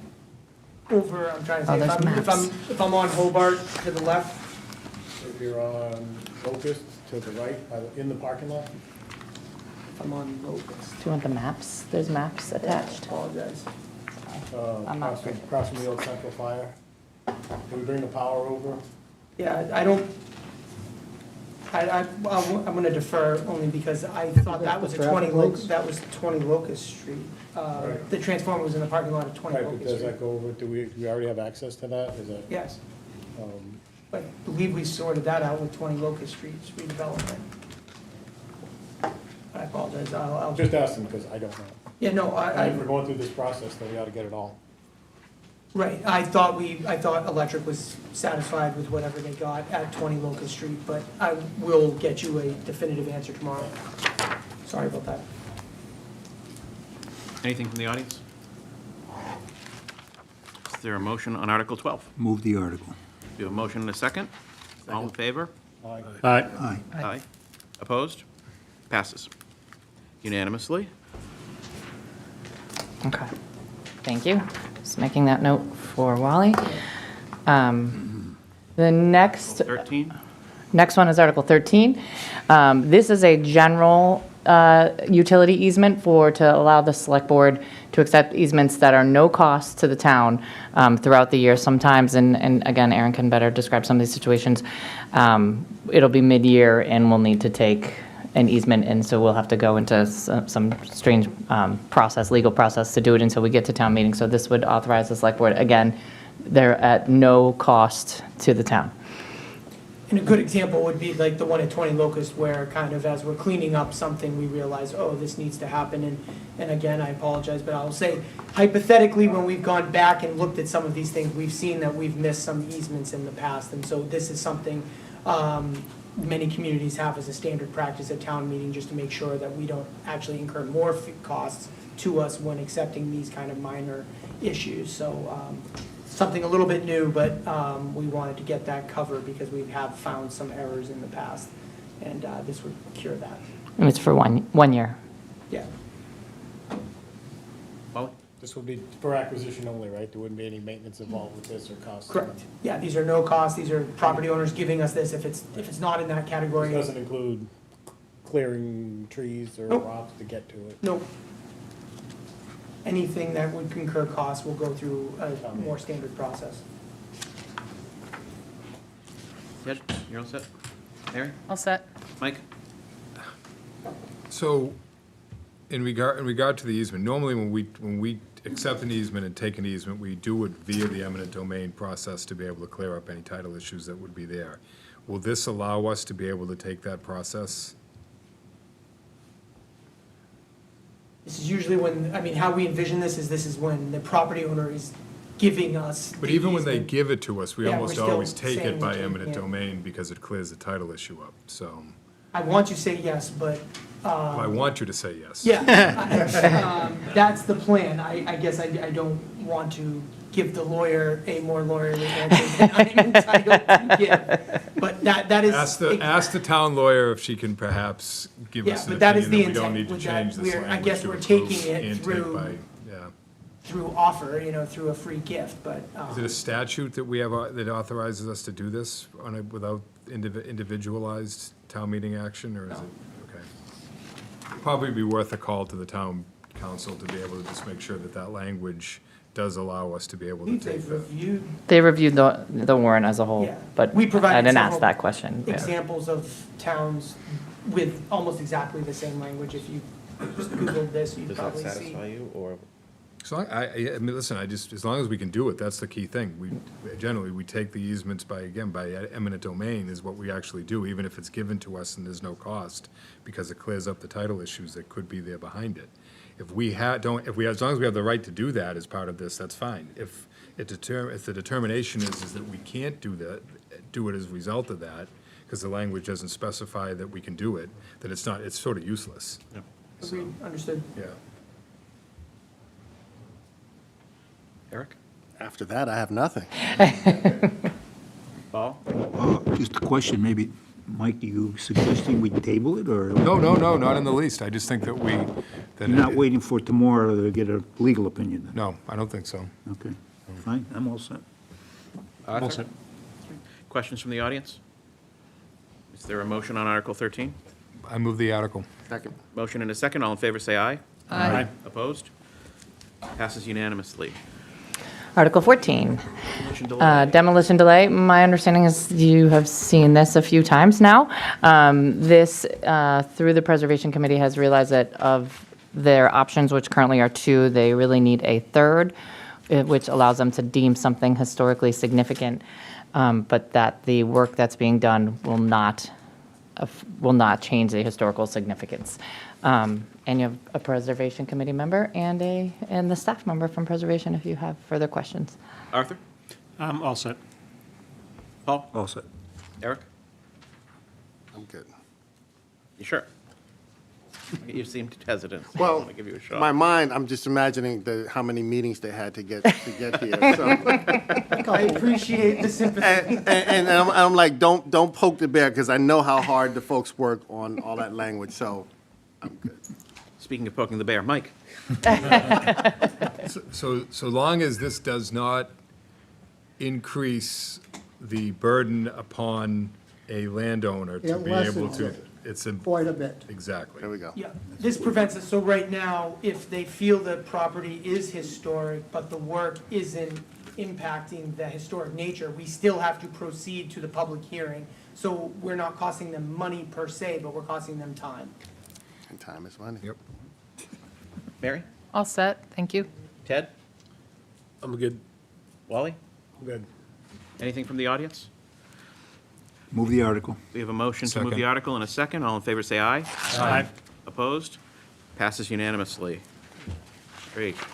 Article 19, maintenance dredging. This is an annual article that comes before you, supported by both the River Committee and the Recreation Committee. It moves $20,000 from free cash for the future dredging project and includes preliminary design, permitting, et cetera.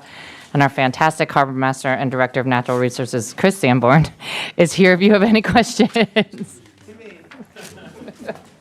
know, Tim, I know Tim. Wally? No, I don't have anything. Ted? All set. Mary? All set. Mike? Nope. Eric? Yes. I'm trying to understand, because I am not a boater, the full, when we say the harbor, what we're talking about for the harbor, and then the economic and recreational resource, because folks laughed at me when I told them that I went down to the beach, and they said, "You're clearly not from here." So I have a hard time envisioning as someone who's not appreciating the water that way, what we're actually doing. So I'm glad you're here. Yes, so our Danvers Harbor is made up of 4 rivers, the Porter River, the Crane River, Waters River, and Danvers River. They all combined go out to Salem, Beverly, out by Salem Willows, if you will.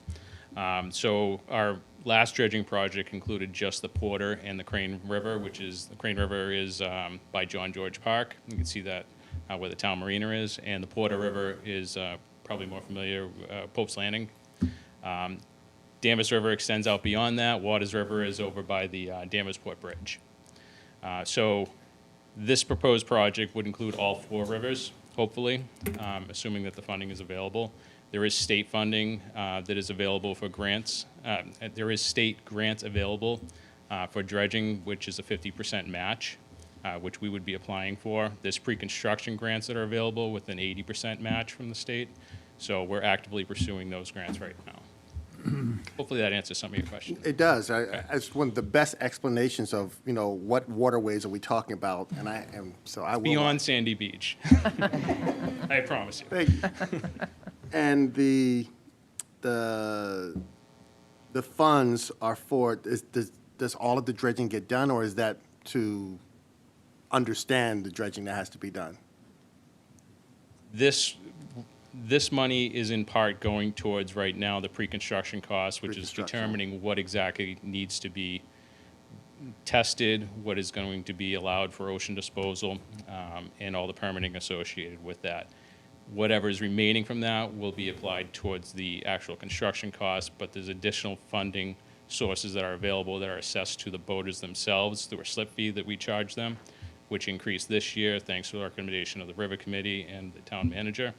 So that fee doubled this year, and that fee would also be applied towards the construction costs.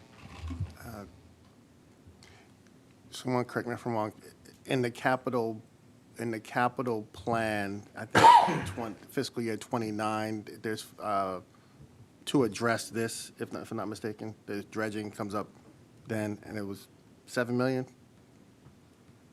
On the high end. on the high end, 7-ish million.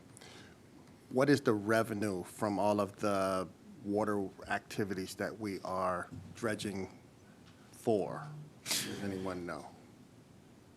So are you referring to revenues that we collect from waterway fees that are dedicated solely towards dredging? No, Or I'm saying as a whole? I'm saying if we're investing $7 million so that the waterways are accessible, what are we getting other than the enjoyment of that? You know, what revenue generation do we get back? I mean, the slip fees, et cetera, but is it just, are the fees that we're collecting from wherever related to water nominal relative to just maintaining a great space like Endicott Park or the rail trail? Like, these are green-ish or natural spaces, right? These are natural spaces that the town maintains that are just for the preservation of quality of life, and that's just the cost of doing business. So I would say direct revenues between fees and boat excise tax, we probably take in annually maybe $200,000 a year. Indirect costs, there's property taxes, there's commercial properties along the waterfront that support this type of project, whether it be marinas or marine retail facilities. So there are indirect costs there as well. And again, we throw out the number between $4 and $7 million for dredging, but again, we would be responsible for hopefully half of that if we were to obtain state grant funding. And what's the capital span? How long does that get us? You know, dredging, and then we come back around. Is that 10 years? 20-year cycle, 20 years. ideally. So we amortize over 20 years. Okay. Might want to use that number. It's a better number. The 20-year dividend. All right. I'm good. Thank you. Paul? Well, I agree with the dredging. I have no problems with it because as we talked the other day, if you're going to go out and sell the town and we're on the Atlantic, you might as well sell it and have access to it, so continue on. Is that part of the development plan? I know, as we talked about the Endicott corridor, have you also envisioned our waterways as part of that? We have not, I have not kind of tipped my toe into the water on that one yet here, but as you know, I have significant experience in that area. But I look forward to engaging with the River Committee on kind of the vision for that area.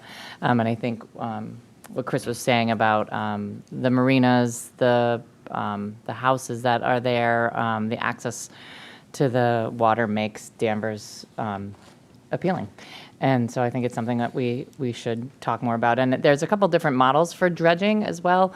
I know that in Beverly, although the dredging project didn't end up happening yet, the marinas, they really engage with the marinas on sharing costs related to it. So there's different models.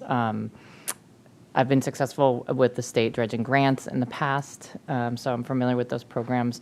And I think Chris and the River Committee are doing a great job at pursuing the current Seaport Economic Council grants. So we have to do that, have that discussion and kind of do that digging to really to apply for the grants, because the grants come from the Seaport Economic Council, so there's got to be a economic development tie-in there. Recreational boating is, or in the past, who knows which way things are going now, but been one of the fastest growing recreational activities and economies in the country. Recreational boating is going quickly and people love the water. This is the most we've ever talked about the 20,000 gas to dredging, but Brian, you did an excellent job with all of that. No, I can't believe I did it. You're not gonna live that one down. It's okay, I'm so sorry. I told them it was my biggest fear that I was gonna get somebody's name wrong. I still have to have everyone's name up here written down, so don't feel bad, because we'll never get Eric's name right. It's all right, Julie, you're doing great. And I'm just waiting for that sign on 128, visit Sandy Beach. Anything from the audience on Article 19? Back to the Move committee. Article 19. We have a Second. motion and a second. All in favor, say aye. Aye. Opposed? Passes unanimously. It is 8:49. Let's have a 10-minute recess and resume at 9 o'clock. All right. Thank you.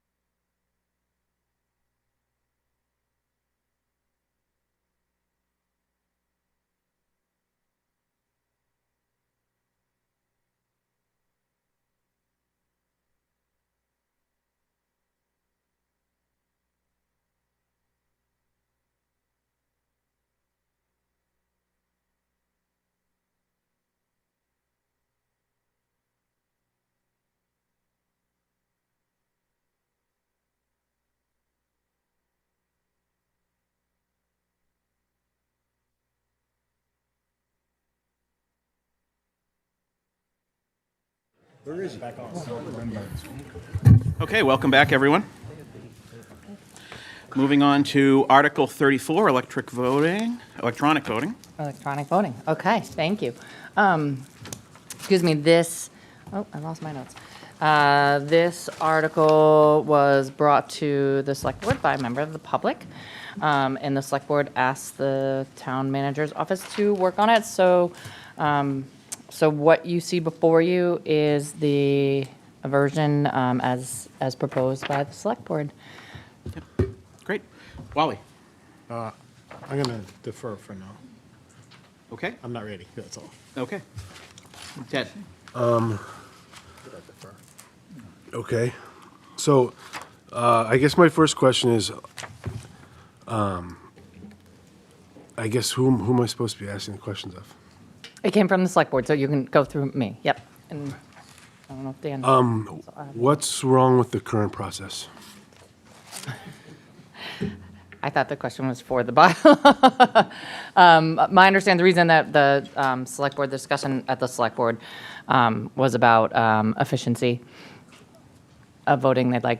They wanted us to look into having the option to use electronic voting. But again, the members spoke differently about it, but efficiency, accountability, all of the above have been raised. So my I don't know if CR could tell me probably better than I think I've been to town meetings for at least 10 years. I'm reading the town meeting handbook here. It seems like there's a pretty clear process for when votes are in question. There's a voice vote, and it says, I'm just going to read it very simply. If, in the judgment of the moderator, the voice response indicates possible doubt, they will put the question to a standing vote to be counted by tellers, first in the affirmative and second in the negative. The tellers will recite their count aloud by precinct in sequence, beginning with precinct 1. And I believe we just went through a process like that in our last meeting. Then, regardless of whether the moderator is in doubt, if 7 or more town meeting members stand and declare that they doubt the vote, the moderator will put the question to a standing vote as described above. In all instances where a statutory or other requirement demands a vote of 2/3 or more for passage, the moderator will ask for a standing vote unless the voice vote is unanimous. Is that Yep, it all still stands. Okay. It just allows the use of electronic method. I've been to, like I said, somewhere around 10 years worth of town meetings, and I can remember 2 standing votes, maybe. So my next question is, what's the cost of this? So you'll see the next article is the funding related to it. So we did get a quote from what is essentially the only vendor left because the other one folded. It'll essentially be $7,000 per night. That includes all the equipment and their staff on site. So we requested $30,000 from free cash, assuming that the first town meeting will probably take more than one night. Because we just haven't done it before. But if we don't use it, it would stay as, we'd be able to use it at future meetings. So we assume 2 meetings in a year, in a fiscal year, 2 nights per meeting. And that's to rent the equipment. We went and we worked with IT on this, spoke to some other communities, and just because the technology changes quickly and it's the type of thing you're only going to use once a year, that purchasing it and dusting it off every year didn't make sense. So you guys probably can see where I'm going with this. There's a significant, a meaningful cost to the town to solve a problem that I don't think exists.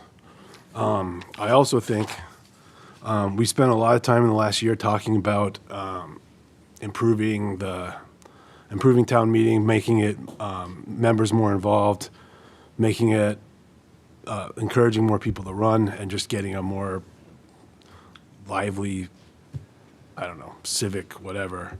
But like, not acknowledging that most town meetings, seats are uncontested or are barely contested. There's like 2 districts, I think, or 2 precincts that typically have contested elections, and most of the others don't. So while the mention of efficiency, I think I can't see how this makes the meetings more efficient. We had two, like I said, the frequency of standing votes is very low. And there's 140 some people in the audience of varying age and comfort with electronic voting mechanisms.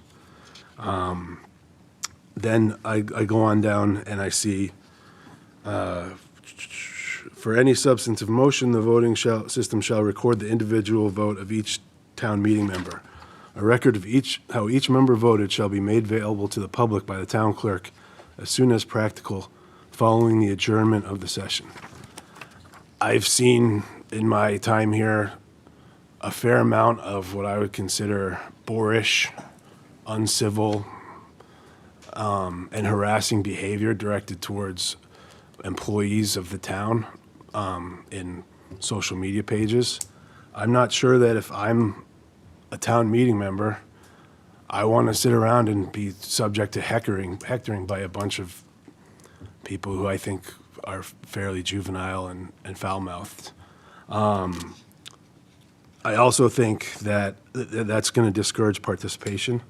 And I think that the next extent of that is when people decide they don't want to have that, there's an avenue to have secret ballots.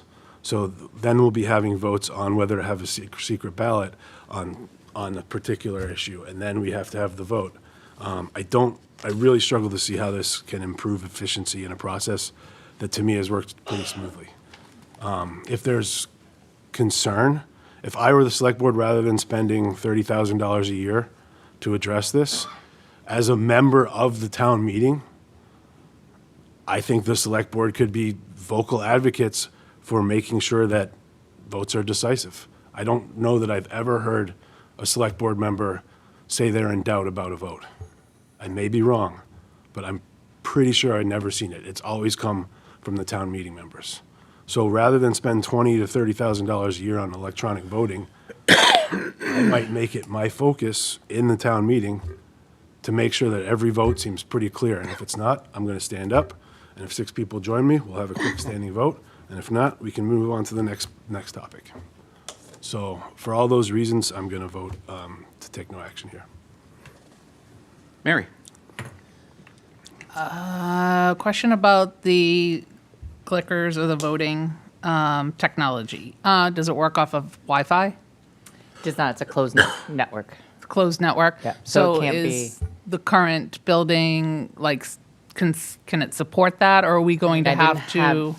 Our IT director looked into the technology, that he didn't raise any concerns, but I don't have that like in writing from the company. They obviously Okay. haven't been on site. Yeah, no, I'm just wondering, because sometimes being in that auditorium, sometimes yeah. there's no service. Like, I get no service. So I would just want to make sure that the technology is going to be able to, the infrastructure is going to be able to support the technology. And then again, to the point of each year, maybe technology changes with them, are we going to have to put in more money to change with it? I mean, just again, another concern that I did watch a town meeting in Hamilton where they used them, and the process was very slow, and the returns coming in, and then they had a Wi-Fi issue, and then that delayed it. I mean, it turned into they didn't get out until, I don't know, 11:30 midnight on the first night. But that is just some of the concerns that I may have for this. That's it. Mike? So I'm old, and I'm a traditionalist. This year will be, for me, 42 years with a town meeting. My guess is, because I think I predate Mark, and I think I predate, so there's probably only one person here who's been in town meeting longer than I've been around it.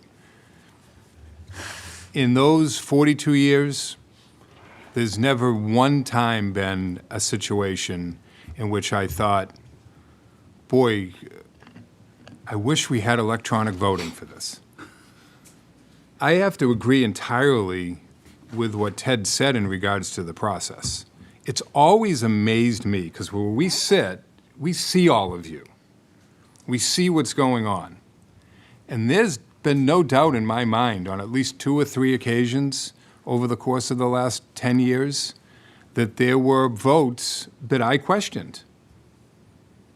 And then I thought to myself, what a poor job those town meeting members who have the question are doing, that they were not capable of standing up, of knowing the way the process works, and standing up and asking for the vote, asking for a standing vote. I was shocked. I'm thinking to myself, if I had a question about what was going on, if I believed that the vote was wrong, I would have made sure that I got up and questioned it. And some of those people, not necessarily the people who are bringing this directly, but some of the people who have been most supportive of this are frankly the ones who should have done that. I also have watched a bunch of, so first of all, open town meetings, that process with electronic voting is entirely different than what we're dealing with. To even compare a representative town meeting with an open town meeting, they're apples and oranges. But I have watched a number of other communities that have representative town meetings that use this process. And there's a couple things that to me are important with it. Number one, all of those ones that I watched, not only did you have a record of what the person was doing voting at some near date by the town clerk, you saw how they voted that night. Now, those are more expensive systems. But if you want to have this and you want accountability, I've just made a point that clarification is not a good reason for this. The fact that people, for some reason, can't get 6 other people to stand up and get a standing vote does not indicate to me that we have a real problem in regards to the accuracy of these votes. You can make an argument to me that we have a problem in terms of accountability of how people vote. That's fine. Then get the system that allows for that. Get the system that will allow you to see, but you're going to have to pay some money for it. It's not going to cost $7,000 to do that. You're going to have to be willing to spend $30,000, $35,000 a meeting to do it, and that's fine. It's not really that much money in the scheme of this particular budget. But let's be honest about what we're looking for in respect to it. The other things that they all do, because if you don't do it, these meetings go on forever, is that every one of them that I watched has basically a consent agenda. And at the beginning of the meeting, there is a single vote in which a number of warrant articles are placed within the consent agenda. And those articles, in our case, with the roughly 40 articles that we have, you'd probably see somewhere between 12 and 15 of the articles placed on the consent agenda. And you just have a single vote for all of those things, and you move them forward. Which again, if your argument is I want accountability, which is fine, there's no accountability on those 15 votes, and frankly, no one really cares, right? I've never known anyone in the 42 years I've been down there. I don't think anyone's ever voted against who the field driver was going to be, or the acceptance of the. Actually, that's not true. There's been a couple of times in which the River Committee actually got up and complained about the acceptance of their report, going back years and years. But other than that, truth is that those 12, 15 articles probably don't have to deal with this. But as a result of this, again, it doesn't impact me. It doesn't impact the way we operate as a finance committee. I don't think it's going to make us any better in terms of the governing of what happens. We're going to spend some money. It's not a whole lot of money. I mean, I'm going to vote against this, but ultimately, it's town meeting members who are going to have to deal with the fact that that these meetings now go on. I mean, again, 42 years, we've never had a meeting that went over one night. Never. We're now talking about a meeting going over one night. This is the fewest warrant articles I've ever seen in an annual town meeting. And we are now contemplating a 2-night, and there is frankly nothing of any real controversy on this particular warrant. And we're talking about there being a 2-night process. I just can't support that. Eric? I'll be brief. Okay? Two primary challenges. One, I think Ted did a great job of articulating, as a double political science major, understanding the process is part of the job, and I think that the process is pretty clear, and what we are looking for is there. Having said that, if we wanted to institute an electronic system, there's no way I would approve something for $30,000. And I would say that, from my vantage point, if I wanted something electronic and to be seen, for all the conferences I've gone to, I get one of those, and I could find other things to spend $30,000 on. But if I needed an electronic setup, I'd spend $25,000 to upgrade whatever's in that room, and we would all be on our phone, and we would just click that thing and then pop up on the screen, and that's used in any conference that you've gone to, would do that. So if we had to go that way, I'd say invest in the school and make that better, and I'd be fine spending $30,000 on the technology in that room. But for the purposes of voting, I don't think it's a prudent use of our tighter resources. So, how's that? Great. Thank you. Paul? I think my concerns have been well represented by Ted and Mike and Eric, and I'm not in favor of this. I couldn't see the point in it from the beginning, because I've been at least 20 years probably going to town meeting of some sort or another, so, and I like the process. I've come from other towns where it was open town meeting, and that's an experience. You don't want to go through every time, once in a while. So I'm not going to vote. I just don't see the point. And you could talk about expenses and everything else, but I don't think there's anything wrong with town meeting members saying aye, no, stand up, have a roll call vote, and we're out the door. That's it. Thank you. Thank you. Arthur? I don't really feel strongly on this either way. I'm certainly not as passionate as Mr. Landers or Ted, but I would say this, that reading the article, so, I mean, again, I'm looking at it as an ambiguous again. So does this basically say that, so it says the default method is voting shall ordinarily be conducted by a counted vote using an electronic tally, but then it says the moderator may, in the exercise of their judgment, use or permit voting by voice vote, counted vote. So is it basically whatever the moderator wants? Essentially with what the select board went with, they said, yes, it gives you the ability to use it, and it is established as the default, but at any time, as described here, the moderator thinks it would. So in theory, we could pay $30,000, have everything set up, and the moderator comes in and says, you know what, we're going to do voice votes all night. And so now we've paid money for nothing. So I don't like that. I don't like that the statute is written that, the article is written that way, because it kind of means that we might be wasting money depending upon who the moderator is. Can I just clarify? It's $7,000 a night for rental, so the $30,000. Well, even That investment, yeah, but I just want to make sure that it was clear. If the moderator has the option to Yeah, just go away yeah. from it, Yeah. I mean, we either do it or we don't, I think. I don't really like Yeah. that in there. Why do you assume it will be 2 nights? So the feedback that we've received from other town clerks, our town clerk reached out to other clerks, and the feedback was in the first setup, like the getting going the first year, people have to get used to it. Does this work? Does not? Blah, blah, blah. So, but I will say the follow-up feedback is, and the select board challenged us specifically to talk to representative town meetings, is that the follow-up feedback has been once you're using it, it moves quickly. Okay.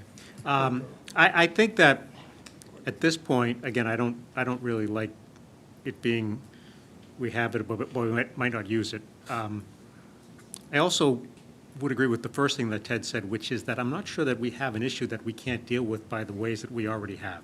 The standing vote, the roll call votes,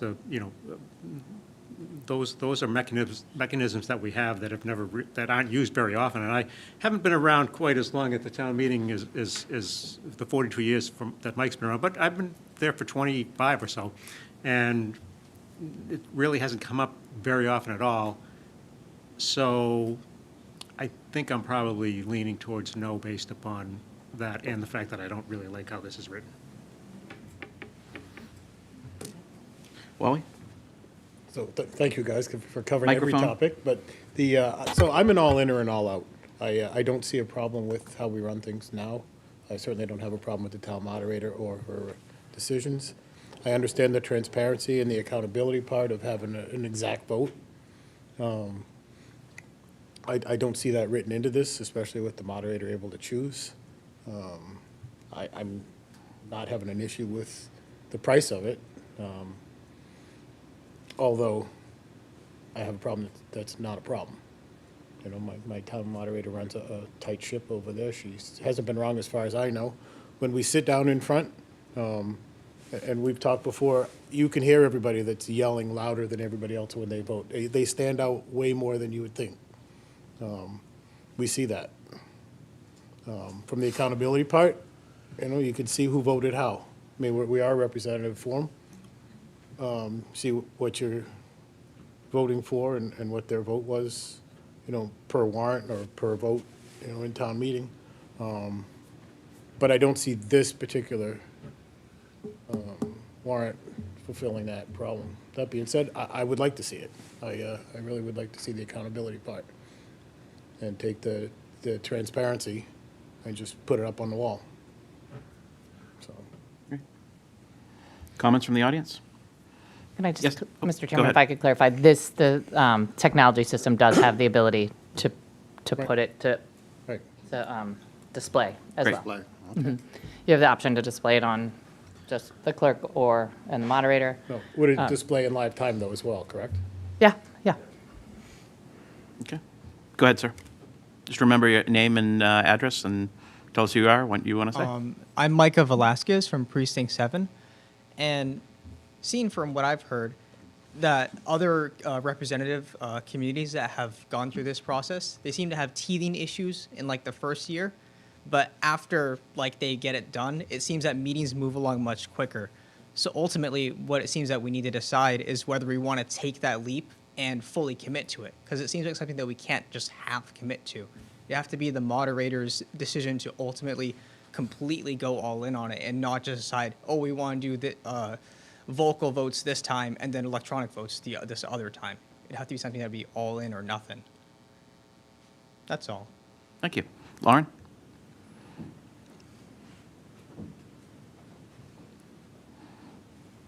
Lauren Steves, Hood Terrace. Through you, Mr. Chair, if I could have maybe longer than 3 minutes to address. You've earned at least 5, I think, so. I am the person who brought this to the select But make sure you board. land the plane. I just want to address the comments first that the board made. I'll just give you a little brief. I spoke with pretty much every clerk that does representative town meeting in Massachusetts. I spent hours and hours of time researching this diligently. So I'm just going to address the comments from top to bottom. Last meeting, we had 3 standing votes. Last meeting, we had 3 standing votes. So over the 10 years saying we haven't had standing votes, we had 3 last meeting. I've heard numerous times that we're solving a problem that doesn't exist, which is an opinion. I had also sent out, at the end of last year, a survey to all the town meeting members to get their input on whether they're for it, against it. I mean, we're town meeting member are the ones who are voting and doing the governing, and it would be, like Mike said, we're the ones who are deciding. We're the ones who really should figure out how we want to vote. And out of 140 whatever minus the select board, I got 81 responses and 64% were in favor, 20% were undecided, and it was the small minority were a hard no. Secret ballots, they're not legal. Can't do them. Hamilton, Wenham, that was like 2,000 voters that they had. That's why they had an issue. We have 149. The comment that Ted made about people being heckled on social media for their names being registered to their votes, I guess you could also say that maybe that's why people don't stand up to challenge votes. Maybe they'll get heckled for that. So that's two sides of the coin there. The cost comment about it being exponentially more expensive to show the votes on the screen, that's the $7,000 per meeting. The meeting going over the first night, yeah, I think that has been established that may happen the first night, which makes sense. Anything new, you have to work out the kinks. And then the conversation about the moderator discretion. We love our moderator. We have no problems with our moderator. However, her job is to run an efficient meeting, to keep order. We can write our bylaws how we see fit, and we should be writing them in that we want electronic voting as the default, and it really shouldn't be the discretion of anybody but us on what laws we're adopting. If we want it, we should full send 100% what we want. And so that was all of the comments, and then I had things that I had written down that I wanted to also say about this. Electronic voting is about town meeting using the most accurate and transparent method available to make decisions. This is no different than counting cash in a register. If the register is off, no one says, well, I eyeballed it and it looked about right. You count it because the accuracy matters. I keep hearing that voice voting has historically worked. Respectfully, we have no way to gauge that. We have no recorded vote totals with no receipts, so it's not a proven fact that it works. We have perception. Voice voting may have been the best tool available at the time, but perception is not the same as precision. Today, we have the ability to know the exact result instantly, and we should be using it. With electronic voting, every single vote is counted individually and exactly in real time on a screen. And when town meeting is making decisions that shape zoning, budgets, and policy, that level of accuracy matters. This is especially critical for 2/3 votes like zoning changes. Those decisions have long-term impacts on our community, and we shouldn't be approximating whether we've reached the threshold. We should know definitively. This is also about transparency. Electronic voting allows results to be displayed immediately. It creates a record, and it allows the public to see how their representative town meeting is voting. I continue to hear that it will make town meetings significantly longer. Respectfully, we have no evidence of that. There's been no data provided to support it. Meanwhile, representative town meetings across Massachusetts are already using the system successfully, some for over a decade. In many cases, electronic voting can actually save time by eliminating the roll call at the start of the meeting because there are records being kept, and reducing delays by standing counts and procedural challenges. And finally, this is about modernization. In many areas of government, we already rely on technology to improve accuracy, efficiency, and record keeping. Voting, the most fundamental function of this body, should be no different. More than half of representative town meeting bodies in Massachusetts have already made this transition. It's proven, it's reliable, and it's appropriate for a body of our size. At the end of the day, the question is simple. If our decisions are important enough to debate, they are important enough to count with complete accuracy and share with full transparency. I know you guys, 7 out of the 8 are already hard-nosed, but I would ask for the support for this article. Thank you. Thank you. Tony?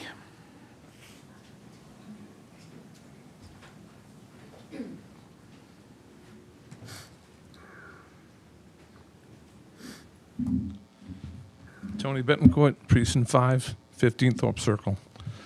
I don't know. I don't understand why you guys are fighting this so much. It's ridiculous, okay? I love this town, okay? I've been here almost all my life, okay? We have to get into the 20th century, okay? Come on. Let's get serious here, okay? We have an IT director. Why don't we have the IT director look into it and figure this out? I was in the automotive business for 30 years. I did all kinds of classes. We use these things all the time. They were wonderful, quick, fast, and everything else, okay? The figures you guys are giving me are ridiculous, okay? It depends if you need something really sophisticated or whatever, but the classes that I took was unbelievable. Hit the button, right up on the screen, you knew all the things, everything was there. Are we saying town meeting doesn't work right? Well, I don't know. To me, to this day, okay, when we had the trash fee, okay, the trash fee as far as in my experience did not pass. You guys stole $1 million from this town, okay? What happened? I got up with 7 people, okay? And there was 7 people I got up with. I asked 7 people, what happened? The moderator, she closed the meeting, remember what happened to the meeting? She closed the meeting right, because she saw all the 7 people. She didn't want to call. She didn't want to have the vote, okay? And then we had to come back for another meeting. When we came back to the other meeting, we wanted to take a vote. Nope, we couldn't. So as far as I'm concerned, that in my eyes, and I'm being honest with you, okay?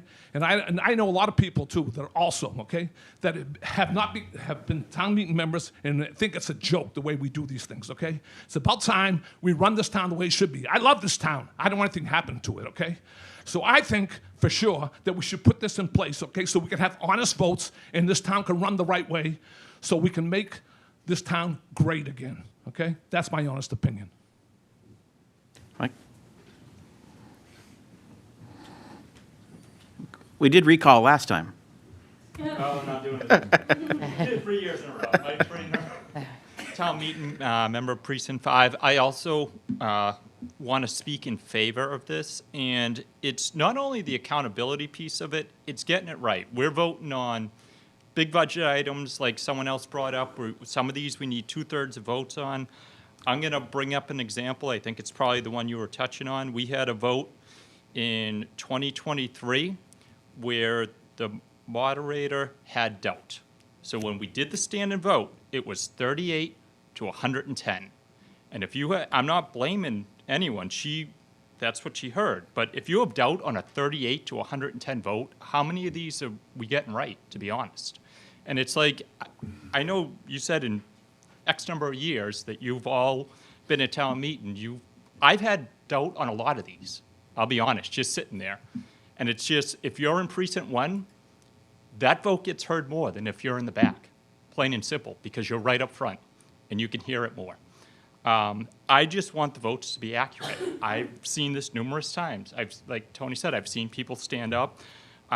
In this one, the vote before that, we moved right from the end of that right into the next vote. And it's just, it goes fast. And I think it's just about getting an accurate representation of what town meeting members in that room, how we're voting, and making sure we're getting this right, because I don't think we do a lot of times, and that's the example I have. Thank you. Thank you. Can I just clarify something quick? Go ahead. Two of the commenters have mentioned 2/3 votes. Unless it's unanimous, those need to be a standing vote, as it stands right now. So I would just sharpen up the comments, because I don't think that 2/3 votes can be done by voice. I'm pretty sure that the town meeting handbook I just read about 5 minutes ago explicitly says they have to be, unless it's unanimous, the 2/3 vote has to be done with a standing vote. Again, if people don't follow the rules and don't hold people accountable to following the rules in regards to it, that is what it is. And again, listen, at the end of the day, it is town meeting's decision to run the town meeting the way they want. But also understand this, our job is to do what we believe based on our experience, and there's a lot of experience up here, to do what is best for the town. Don't have to listen to us. A lot of times you don't. But in this particular situation, what you have is you have 8, and I'm guessing 9 individuals up here who are not worried about the political component of it, because that's not what we do, because we don't get elected, and we shouldn't. Our job is to do what we feel is in the best interest of the town, and I think what you're hearing from us is that we just don't see this as being an advantage. If town meeting wants to go forward with it, and that's their, go right ahead. I have no doubt we're not going to win this at the town meeting, and that it's going to be amended and it's going to pass. But the fact that that's going to happen, I can't change what I believe after 42 years of watching this. As I said, when I started, your grandfather and your father were with me back then. I don't remember any in my experience with it. I don't think so. So just to quote it. I know, but I think it would have been before my time, which he was way before me. From the handbook, in all instances where a statutory or other requirements demand a vote of 2/3 or more for passage, the moderator will ask for a standing vote unless the voice vote is unanimous, okay? So I think what has happened in the past is that rather than ask for a standing vote, because I've definitely seen this, the moderator will say, okay, it's not unanimous, how many people are in opposition to it? Can I see a raise of hands? And if you'd only see 5 or 6 hands, that she's at. I definitely have seen that happen in the past. Maybe not in the near future, but it's definitely happened, so. Mike, can I ask you when the last? Can you go to the microphone, please? Thanks, Lois. When was the last time that she asked for? I'm just saying, I know I've been on town meeting for 3 years, 4 years. But there aren't that many things that Those require votes at all. two-thirds votes. Most don't. I mean, it I doesn't don't happen that remember often, but I do. asking it that And way. I'm going to be honest with you. It might, I go back 5 moderators. So I don't know. It might have been Frank Mills who asked for it. I don't know. But But I I've never remember it heard it. happening. Is All that- I'm saying is I've never heard it as a town meeting member. You know, I think Lois is right. We've done plenty of two-thirds votes without a standing vote. I mean, whether that's right or wrong, we've definitely done it. We have done it. And I'm not a moderator, but I do think at the beginning of the meeting, we did adopt something at one point that I think allows the moderator to call a two-thirds vote. So I think in, But you can't have it both ways. well, the town meeting adopted that. I mean, the handbook is a guideline. That is not the law. And so which was written and has been updated, but again, is a human project that is, a pet project, really, at the end of the day. So but, what the moderator articulates at the beginning of the meeting are the rules that we follow. And one of those is that, on such and such a date in 1990-something, you were probably on the board at the time, Mark, probably with this guy, and he doesn't remember it. They adopt, the town meeting adopted the opportunity for the moderator to call the two-thirds votes, I believe. And Mark is agreeing with me, and which drives me crazy, but that means I might be right, so. Was it Frank Mills that let us do that? Is that? It was way back. Could I speak? Yeah, go ahead. Go ahead. Yeah. Oh, you must be running out of things to do. 3 minutes, it's getting late. Yes, it is. You know, I have been watching this process for the last 5 years since I introduced it at town meeting, and I got voted down, and went on again and voted down. I think what we are missing is we just went through a charter review of the town. And one of the first things that was mentioned from that committee was the participation of the town meeting members. How can we engage them more than just sit there and by rote say yes or no, and that's it. The problem is that you guys are taking the wind out of the sails for the town meeting because there is no discussion at town meeting. And if we introduce the clickers, we may be able to get more discussion from people because they'll realize of how the votes are going and how they're being recorded. The one thing that I believe, and I'm being, I'm running for town meeting, so just take it for what it's worth. But after 40 years, like Mike said, we've been doing this for a long time. The problem is that we are used to the way the town meeting has been handled. And Pat Frazier has been on there for, 15 years, 20 years? 20-something? 20-some years. And the thing is, we've been around during the same time. But the problem is, how do we energize the rest of the town meeting? And one of the issues is that the clickers may give them an opportunity to become part of the 21st century. Is that what we're in? 21st century. We could just get to the 20th, we'd be okay. Well, 20th, I don't know if they want to get there. That's too late for them.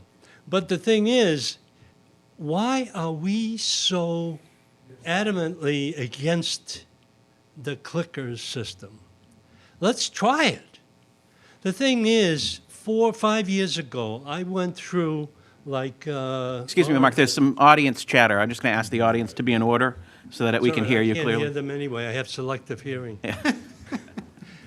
I have checked with communities like Chelmsford, Westford, and the communities on the North Shore, and they are using the system. However, the system that we're talking about is a rental system, which is fine. Maybe that's what we need to do. But the communities have bought into the system, and at that time, 3-4 years ago, it cost them $11,000 or $12,000. Are you keeping time on me? Yes. I am keeping time for the meeting. Oh, okay. But the thing is that the costs are not as gross as we make them out to be, because this is trying the system. And like it was said before, after we get into the process, like for the next 2 years, they'll get better and they'll get quicker. It'll be faster then. What do we have, a date on town meeting night, and we have to go to 11 o'clock and we have to leave? Or do we have to go to bed? Time. We have to go to bed. We have to go to bed. Well, I just hope that you at least consider the innovation of a digital system that will record the votes, will have an interested town meeting, will have people that are able to understand what their vote really means. Right now, you're right. The town meeting is, some people have been on there for 25 years. And the thing is, what do we do? So that's all I have, and I hope you just leave it to the town meeting to decide. Thank you. And I guess my only point that I would make with this is twofold. One is, You can go to your seat. You had your 3 minutes. so when, It was 5. so when you say that how do we take the wind out of town meeting sails? We're not even allowed to speak at town meeting. We don't say anything at town meeting. So that's number one. Yeah. Number two, in regards to this, is I'm not sure how. And again, I said to you, Mark, I don't think anybody here cares all that much in regards to one way or the other, because at the end of the day, we are not the ones who, it's not going to change the role that the Finance Committee makes in respect to this. But we've been asked to make a decision based upon the experience that we have and whatever rationale that every member has, and that's what we do. But that doesn't do at town meeting, go ahead and debate it. Go ahead and amend it. Go ahead and vote it in. We don't vote for anything at town meeting. And you come here all the time before us and try to make the claim that we have some Svengali control over what goes on. The farthest thing, but Dan Bennett will change whatever he wants to on town meeting floor, and we can't respond to it at all. And if you get elected, you'll be able to do the same thing. It's not the wind out of the sails. This opportunity here at the Finance Committee, every year and every town meeting, you take more of the policy discussions than even the Board of Selectmen. And we believe in that, and that's where people say, okay, they voted that way, and that's the way I'm going to vote. They don't necessarily question your judgment. They're very smart people. Say what? They're very smart people. Well, that's good. Time. Hold on. Yeah. Can I ask a question? Arthur, go Are we ahead. done, are we done with the Yeah. the audience? No, but we can, but go ahead. No, so can I ask the town manager, who actually drafted the article? Town council. Okay. So can I ask why we have it as an option to either do voice or Because or the moderate? members of the select board wanted it to be more, requested that.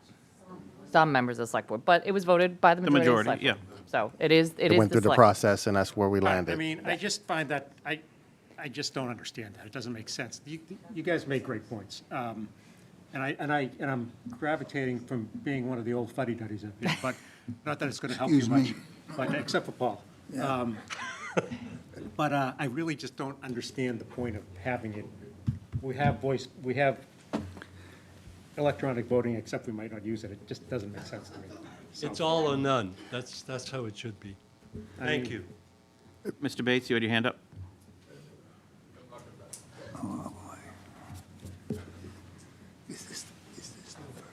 Thank you, Bill Bates, Town Meeting Member, Precinct 4. We have a system, let it work. This is not necessary. There is no need of this. Let's, as town meeting members, on May 18th, let's do everything by a standing vote. We don't have to buy clickers. All we got to do is say, like Lawrence said, we run that meeting. All we have to do is say, Madam Moderator, 7 of us have to say, we want a standing vote. If that doesn't work, we'll do a roll call vote. We don't need a clicker. We don't need to spend this money. I agree. I don't want anybody feeling that their vote at town meeting isn't counted. And I got a lot of lip because during the selectmen's hearings, they said, oh, that guy Bates talks so loud.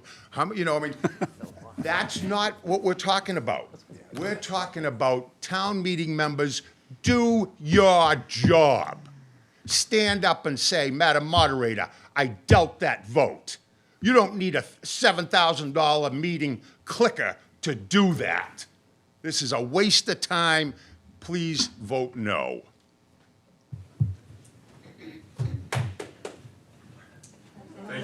Lois? Control. Here we go. I just have to say I disagree with him for a couple of reasons. One being that you have somebody like him get up there and speak, and then you have somebody like me who is not a good speaker. I have never been good in front of people that hears somebody like Bill speak, and they're going to shrink down and be afraid to say what they really feel. But I do believe with the clickers, having the accountability so the people in your precinct can see what you voted, when you voted, or if you even attended town meeting. That's another big thing. And you'll be able to see at least, and I could name a couple, that have not been there in years, but they are still town meeting members, only because people recognize their names on the ballot. So we need to bring some clarification to town meeting to show the town people what is going on. And maybe more will be interested in doing their part. Thank you, Lois. And don't sell yourself short. I think you're much more intimidating than Bill. And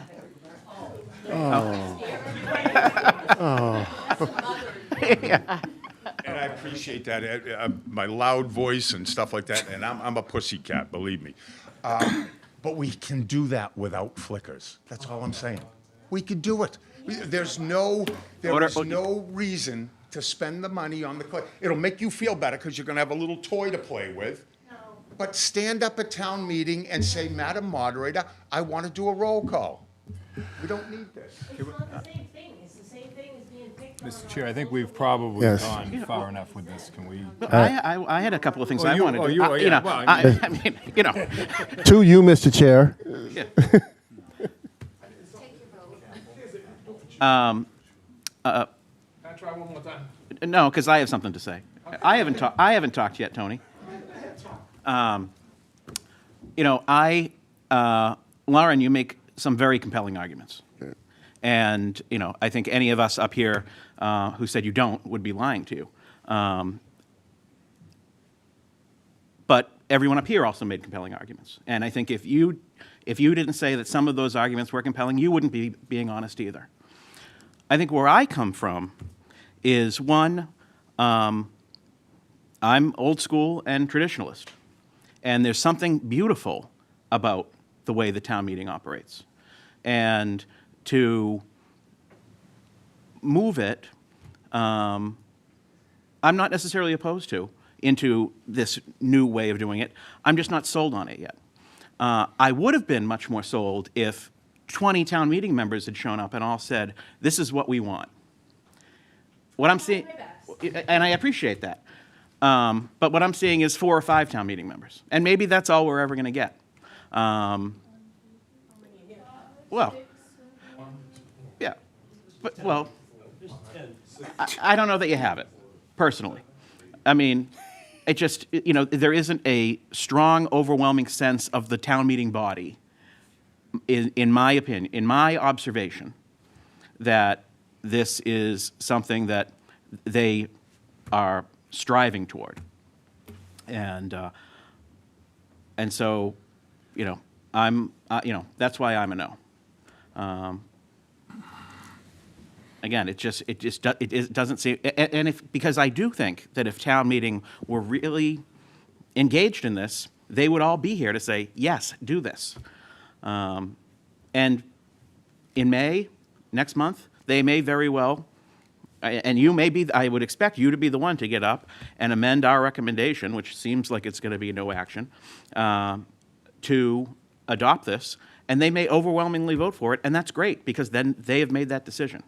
But it just doesn't seem, from my perspective, like that's what's happening right now. And that's my thought. Tony, did you still have something, or are you good? Why? Because we're nice people. I think what he says very good. I think it's a good idea, but can we have a stand and vote on it? That's the problem, okay? No, 'cause We're not we gonna all get that have to stupid say voice yes or no. resignation. Yeah. Come on, give me a break, will you? Come on. Let's get serious here. We want this town to flourish, okay? We want everything honest in this town, so we shouldn't be afraid of it, okay, as far as I'm concerned, okay? And the figures you got, come on. We got an IT director paying, how much are we paying him? Almost $150,000 a year? We can't get him to take care of this? Come on. We got to use our head in this town, okay? With all the people we have, all the right people we have, we should be able to do this for a lot less than that, okay? Come on. All the money that we spend in this town, come on. I swear to God, still, till this day, the $1 million from the tax. Tony, you've trash already in the addressed past. this- I you've know, but already- it's true. I'm not going to Well, if lie. you've already we addressed stole the this $1 million issue- from the people of Danvers. That's Tony, not fair, as you're far up. as I'm concerned, okay? I stood up with 7 people. She didn't recognize me. She closed the meeting. and Tony, had- we were there. We don't share your view of what happened, Oh, okay? yeah, you did. Well, Mark Tony. also filmed it in the back, and if you listen to the voices, you could see, okay? Come on. Let's get serious here. Let's Tony. do something serious Tony. here. Sit down. Excuse me? Ted. Yeah, Ted, what do you want to say? I told you to sit down. Ted, you're out of order. Okay. Why, I'm out of But order? Tony, you also need to sit down. You've already said this. Wait, hold it. No, please sit down. That's what's wrong in this town, okay? That's the problem, okay? That's this problem in this town. If you know bring- something? I'm not going to be here for this next meeting, okay? And I want my voice heard, okay? Because I'm not going to be here for the next meeting. I'm going away. I'm going to Disney, okay? I'm going to turn 70 years old. I'm going to go enjoy myself, okay? And that's it. And I don't even know if I want to be a town meeting member anymore. I'll be honest with you, okay? I've been here for quite a while. I've seen people come and go, and I've seen people also, okay, not be a town meeting member because of what goes on. So my honest opinion, I'm just being honest with you. Tony, can I ask you a really important question? When are you going to be down in Disney, and where are you staying? 15th is when I'm leaving, okay? You're going to the, okay, so we're going Going with the to be down there till the 10th. I just wanted to see if we could meet up and, Sure, come on down. I'll have a party with you. We'll have a couple drinks. all right. Thank you. Anything else? Is there a motion? Move no action. The motion of no action, is there a second? Second. Motion and a second. All in favor, say aye. Aye. Opposed? No. So the two bookends. Okay. Moving right along. Sorry. Article 35, it's the 35. voting. Electronic Funding for the voting. voting. Funding. I think we spoke about this at length. so- Yes. But if you have any other questions, happy to answer. Does anyone from the committee have anything they'd like to add to Article 35 on electronic voting funding? So I'm going to do something really weird with this, because I'm fairly convinced that this will end up passing town meeting regardless of what our vote is. And I have no problem voting in the affirmative to do the $30,000 for this, if it's going to be approved. Obviously, if 34 goes down, it won't happen, but rather than have to go through the rigmarole of amendment at town meeting and deal with that procedural part of it, I have no problem We'd with. still have to do it for, if 34 goes down, then we'd have to fix 35 if we. No, they can't appropriate it if you're not going to have, if you don't have the ability to. We'd still have to modify the article. Yeah, well, but that's fine.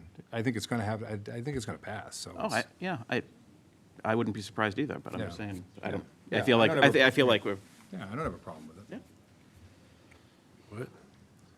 it. so, Can you explain that? Wait, what? Go ahead. So, my guess is that it's possible, that if this will be amended and Article 34 will pass. If Article 34 passes, which I believe it will, even though I don't support it, then I think you have to vote in favor of the $30,000 to fund it. I have no problem voting in favor of the $30,000 to fund it, assuming that it passes. If it doesn't pass, then Article 35 becomes relatively moot, and it has to change, so be it, but Isn't that a fairly simple thing to, like, they can change the main motion on the floor, just like they can on 34. It would be very concise and quick, I would assume. yeah. But I think it's quite muddles the picture if we vote to no action on 34 and to approve 35. I don't think that makes, Yeah. I don't think that makes much sense for a variety of reasons. Yeah, let's not do that. But like people ask why I oppose it. I oppose it because it's $30,000. We have budget deficits that are going through the roof. Like we spend hours talking about all the variables that we're fighting in this town. Like every year, I could come up with $30,000 worth of projects that would improve Danvers better than having electronic voting in town meeting. It wouldn't be hard. Every single year, we see people get up that are extremely upset about paying a trash fee of $150. We charge people we collect $12,000 from the parents of elementary school kids so their kids can participate in band. That's not for the instrument. That's just an activity fee. There's fees all over this town that we charge people for that are smaller than $30,000. So like to sit up here and be like, it's just 20 grand. What? It's nothing. Like I completely disagree, and that's why I oppose this. I oppose this article too. It's a waste of money. Like I'd stand in front and burn $10,000 before the first meeting to make my point. It's a waste of time. Anyone else? Anyone from the audience? Is there a motion? Oh, Tony, Tony, this has to be something new. Yeah, it's gonna be something new. Okay, then go ahead. Go to the microphone.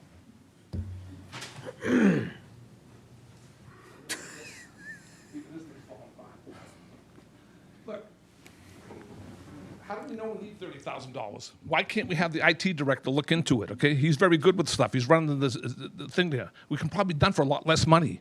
I don't even know why we're doing this. All we want to do is have a town meeting that runs fair and squared away. We don't know how much it's going to cost. We probably could do it for a lot less.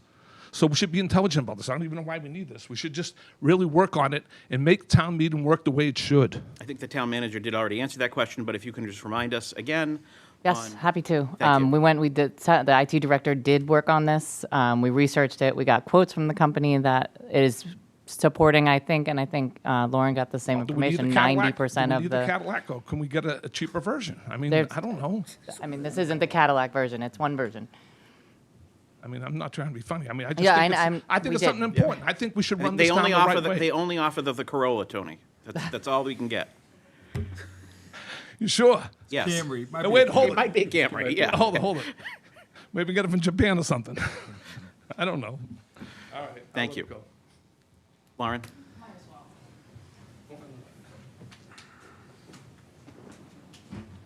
Lauren Steves. I don't know what that is.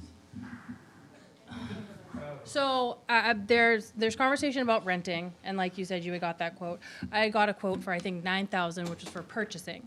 So that's also something that we really also need to look into is renting versus purchasing. And I understand that technology moves very quickly and it changes. I don't think through you to the town manager, I don't think they were able to give you a very decisive quote. You kind of went up against the same wall I went. They said, oh, you're not buying it now, so we can't really give you like in-depth information for. I mean, they answered the question that we needed, and we discussed. Right. We discussed buying it, and it's not the same price. And it also involves maintaining and setting up and operating, and that's a whole different level of staffing for a meeting. Yeah. So there's more into it. I think the key anyways is that if we appropriate $30,000 from free cash and we don't utilize the $30,000, and the additional money is simply going to go back into free cash. Right. So it's, yeah. Right. Right. And so I think, I understand that we're looking at this $30,000 figure and saying, there's plenty of other places we can spend it, and I don't disagree with that, but I also don't disagree that it's a complete waste of money. We spend hundreds of thousands on studies, reports, and analysis, some that take years to implement, some that we never even use. So I just hate anyone saying it's a gigantic waste of money. And like she said, it's around $7,000 per meeting. Might it be more expensive the first year, but the second year we might be looking at $15,000. So that's all. Thank you. Is there a motion? I move this article favorably. All those in favor of moving the article favorably, say aye. Is there a second? Oh, I'm sorry, thank you. Is there a second? Second. Motion and a second. All those in favor? Discussion? Further discussion, go ahead. You saying you move it, say it again, Mike? I'm moving it favorably that we You want to approve the appropriate the 30. You want a yes or no vote, right? Yes, it's got to be a yes. gotta be yes or no Okay, anyway. that's all I want to hear. All right, good. Let's go. Okay, all those in favor of a favorable recommendation on Article 35, say aye and raise your hand. Aye. Aye. 1, 2, but not you. Okay, Yeah, not me. no, not Wally, I'm looking at I Wally. want to see the other one pass, and then I want to. Okay, Right. all right. Failed. Yeah. So all opposed, raise your hand and say aye. Aye. Article fails, so we need a motion of no action. I move no action. Second. No action, and a second. All in favor, say aye and raise your hand. Aye. Opposed? No. Article passes. Article passes with no No action. action. Thank you. Okay. Ronnie's trying to make us move a little faster. He keeps grabbing the remote from me. If it's okay with you, Mr. Chairman, we do have staff that's in the room, so if Yeah, I want to make sure we try to at least Yep. get to those. Absolutely. Do you want to skip around based on that? or Yeah, just why don't keep we do, going? yep, let's, Aaron's staying. Don't worry about Aaron. He's staying. I was going to go to. we've got Dave and Matt here, so. Or we want to go to the revolving funds and then. Who wants to go on that? We're skipping around so these guys can go. We're going to go to the revolving funds. Article 42. Article 42, the revolving funds.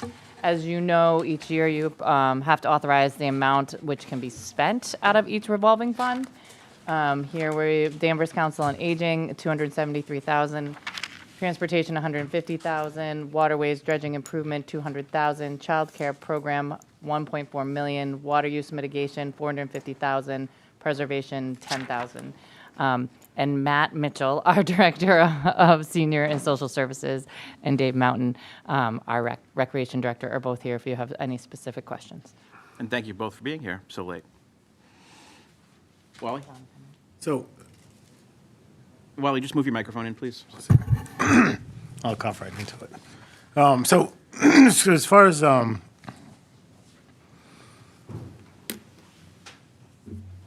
my childcare program, revolving fund for all the childcare, preschool, after school.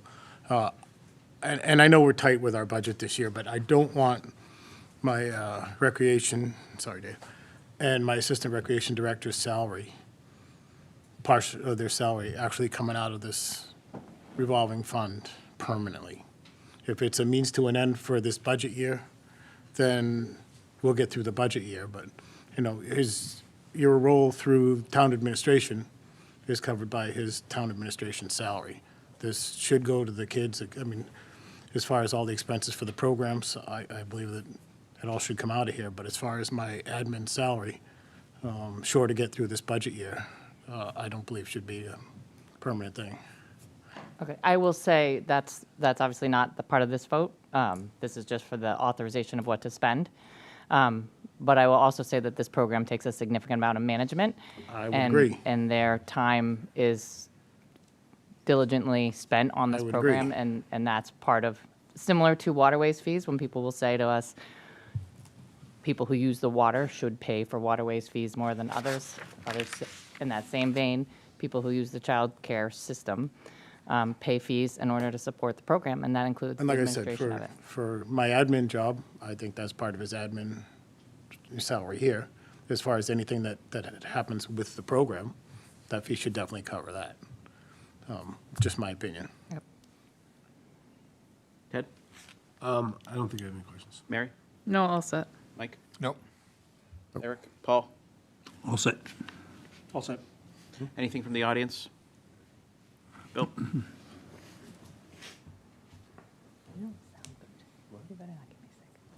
Just a little confused. Could somebody enlighten me as far as what the comments were made by Member Typert as far as salaries coming out of the revolving accounts? Happy to answer that. In the budget discussion 2 weeks ago, we've talked about the different ways in which we had to reallocate funding in order to meet the general operating budget.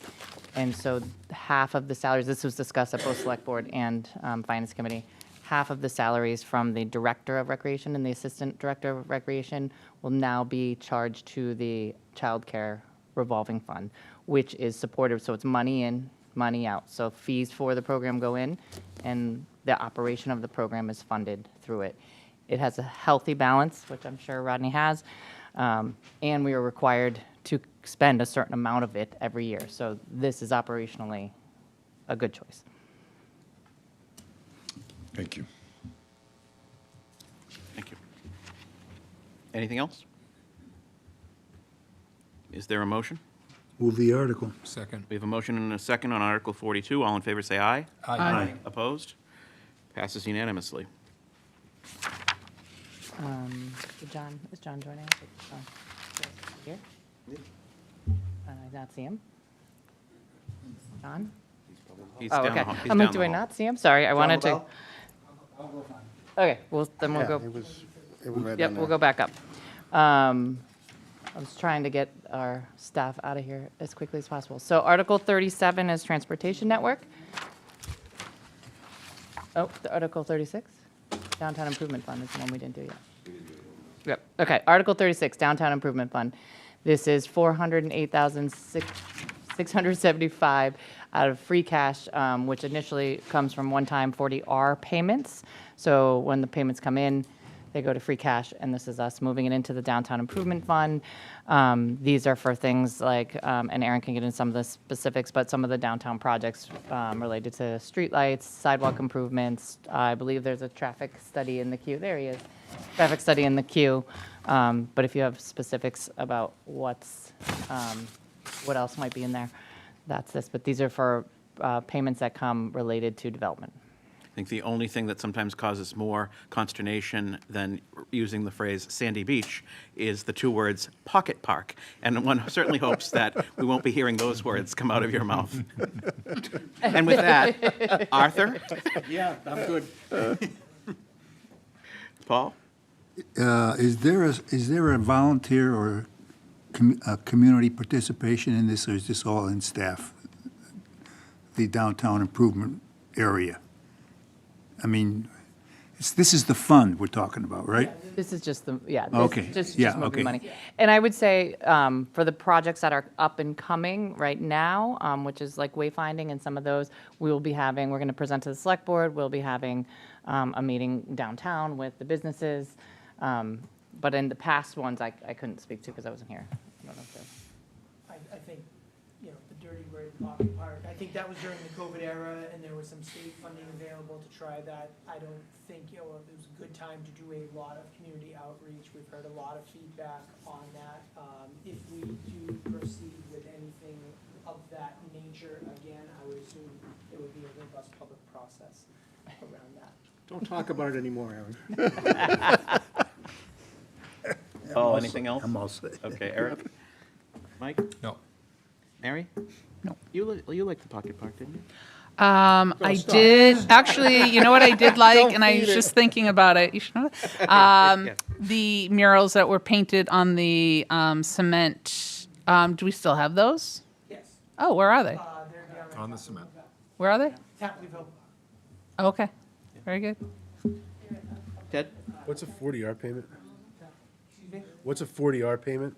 So when the town adopted the zoning district at the north end of downtown over the industrial one area that is now the Maple Square area, we did that through a state program called 40R, and there was incentive payments. It's a state, associated with that. it's a state.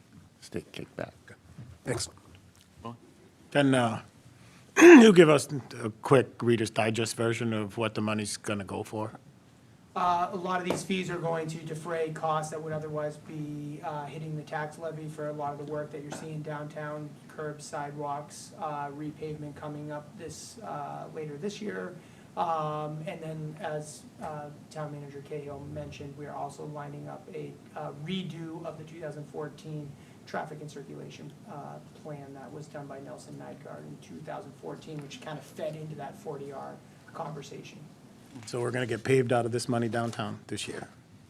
I would have to defer to I know we've talked with Rodney about the specific budgets of what's being broken out where, but we are. No, I'm all for giving you the money. I just want to know where it's going. Yeah, we're using, not all, I don't think we're using all it's of not it gonna pay as for part of this. everything.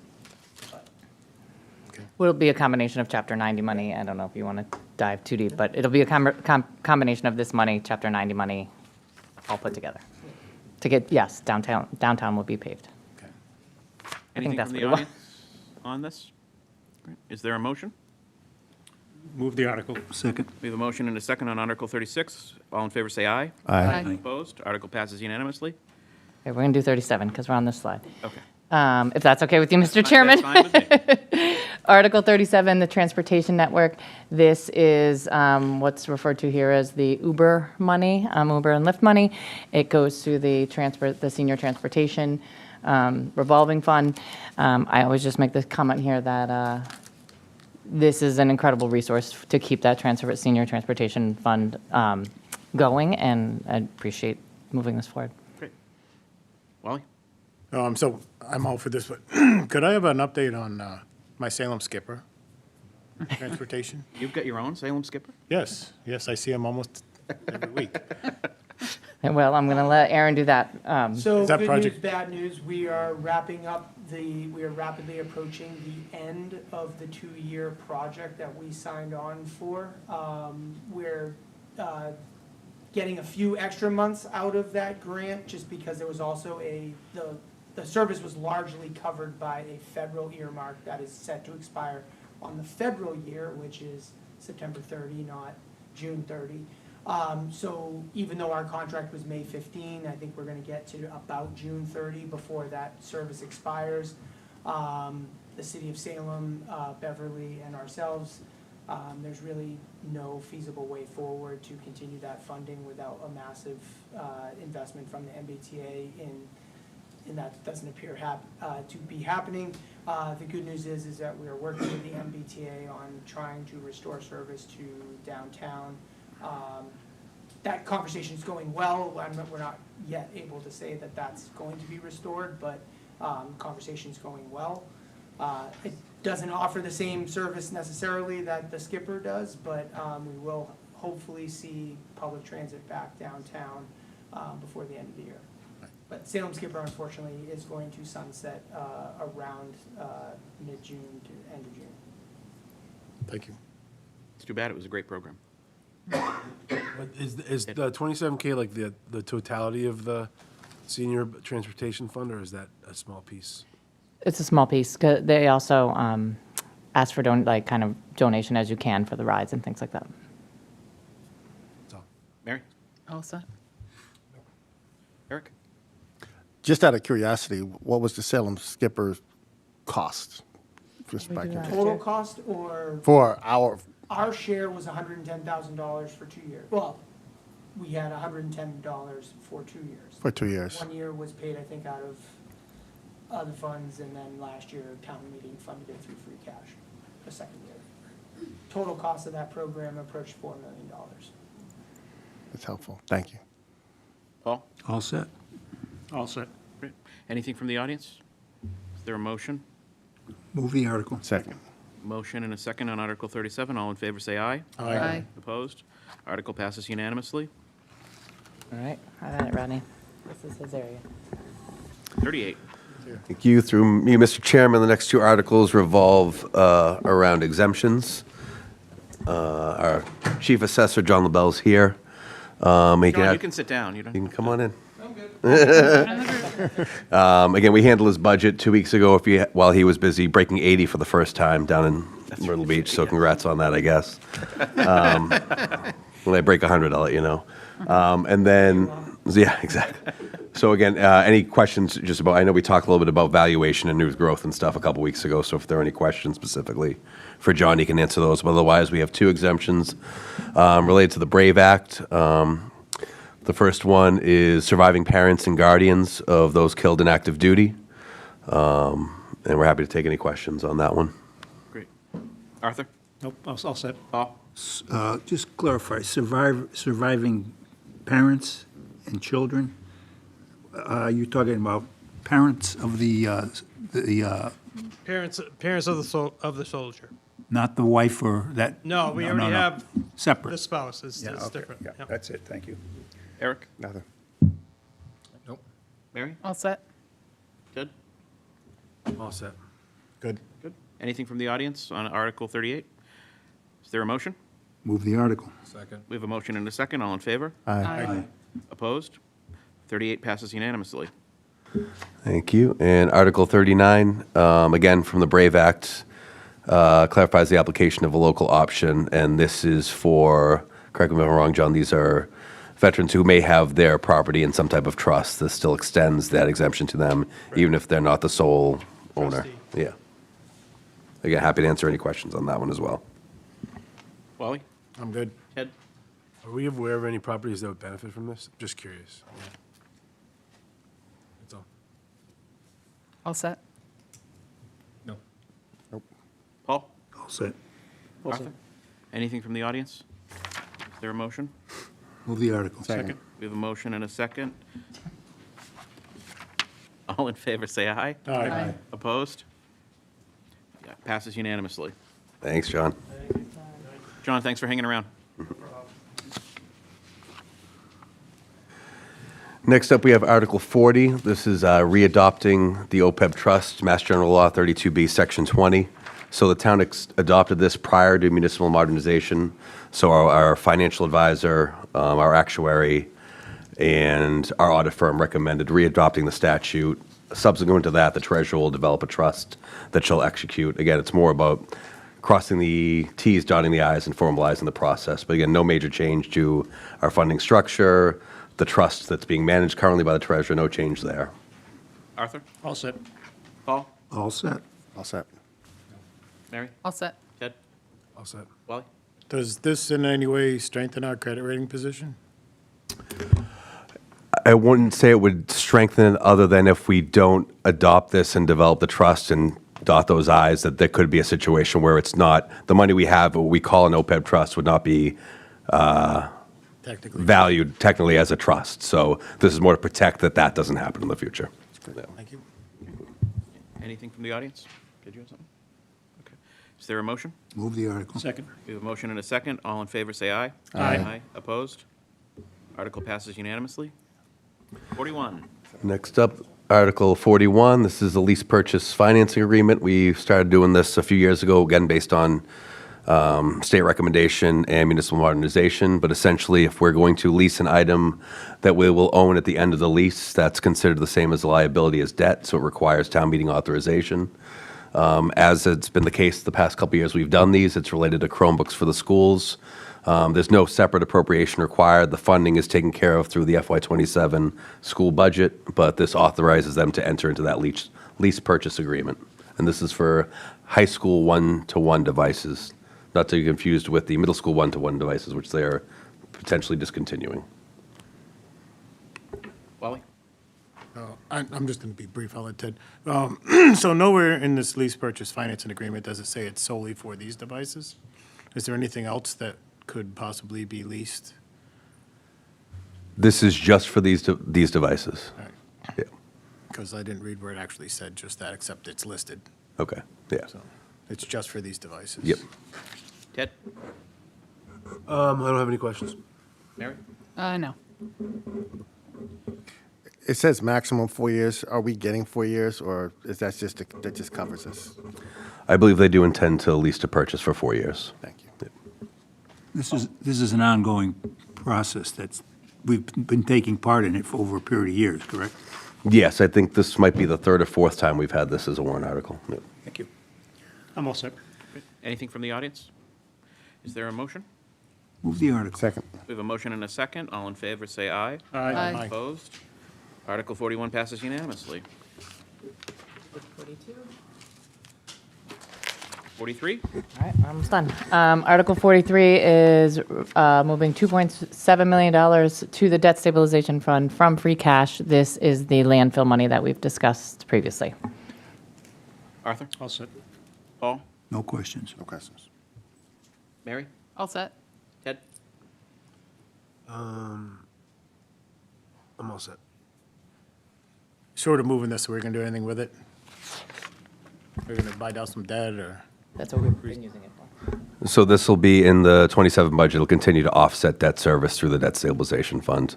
Long-term, whether it's debt or capital needs, it'll require appropriation out to be spent. Anything from the audience? Is there a motion? So moved. Second. We have a motion and a second. All in favor, say aye. Aye. Opposed? Article passes unanimously. Bill, you've been very quiet tonight. I know. Are you, yes. Article 44, Mr. Chairman. He gave his 3 questions to somebody else. Article 44? This is the OPEB trust fund. We're recommending $700,000 be appropriated to the fund from free cash, as we talked about during budget. This is an area where for a few years, we were able to fund it, a portion of it into the operating budget, but because of the condition of the operating budget this year, we're asking for this out of free cash. Great. Wally? No, will we expect to get this back into the operating budget for next year, hopefully? We'll try. I have no, We're working on it. yeah, all right, thank you. Ted? No questions. Mary? All set? Mike? No. Eric? Paul? All set.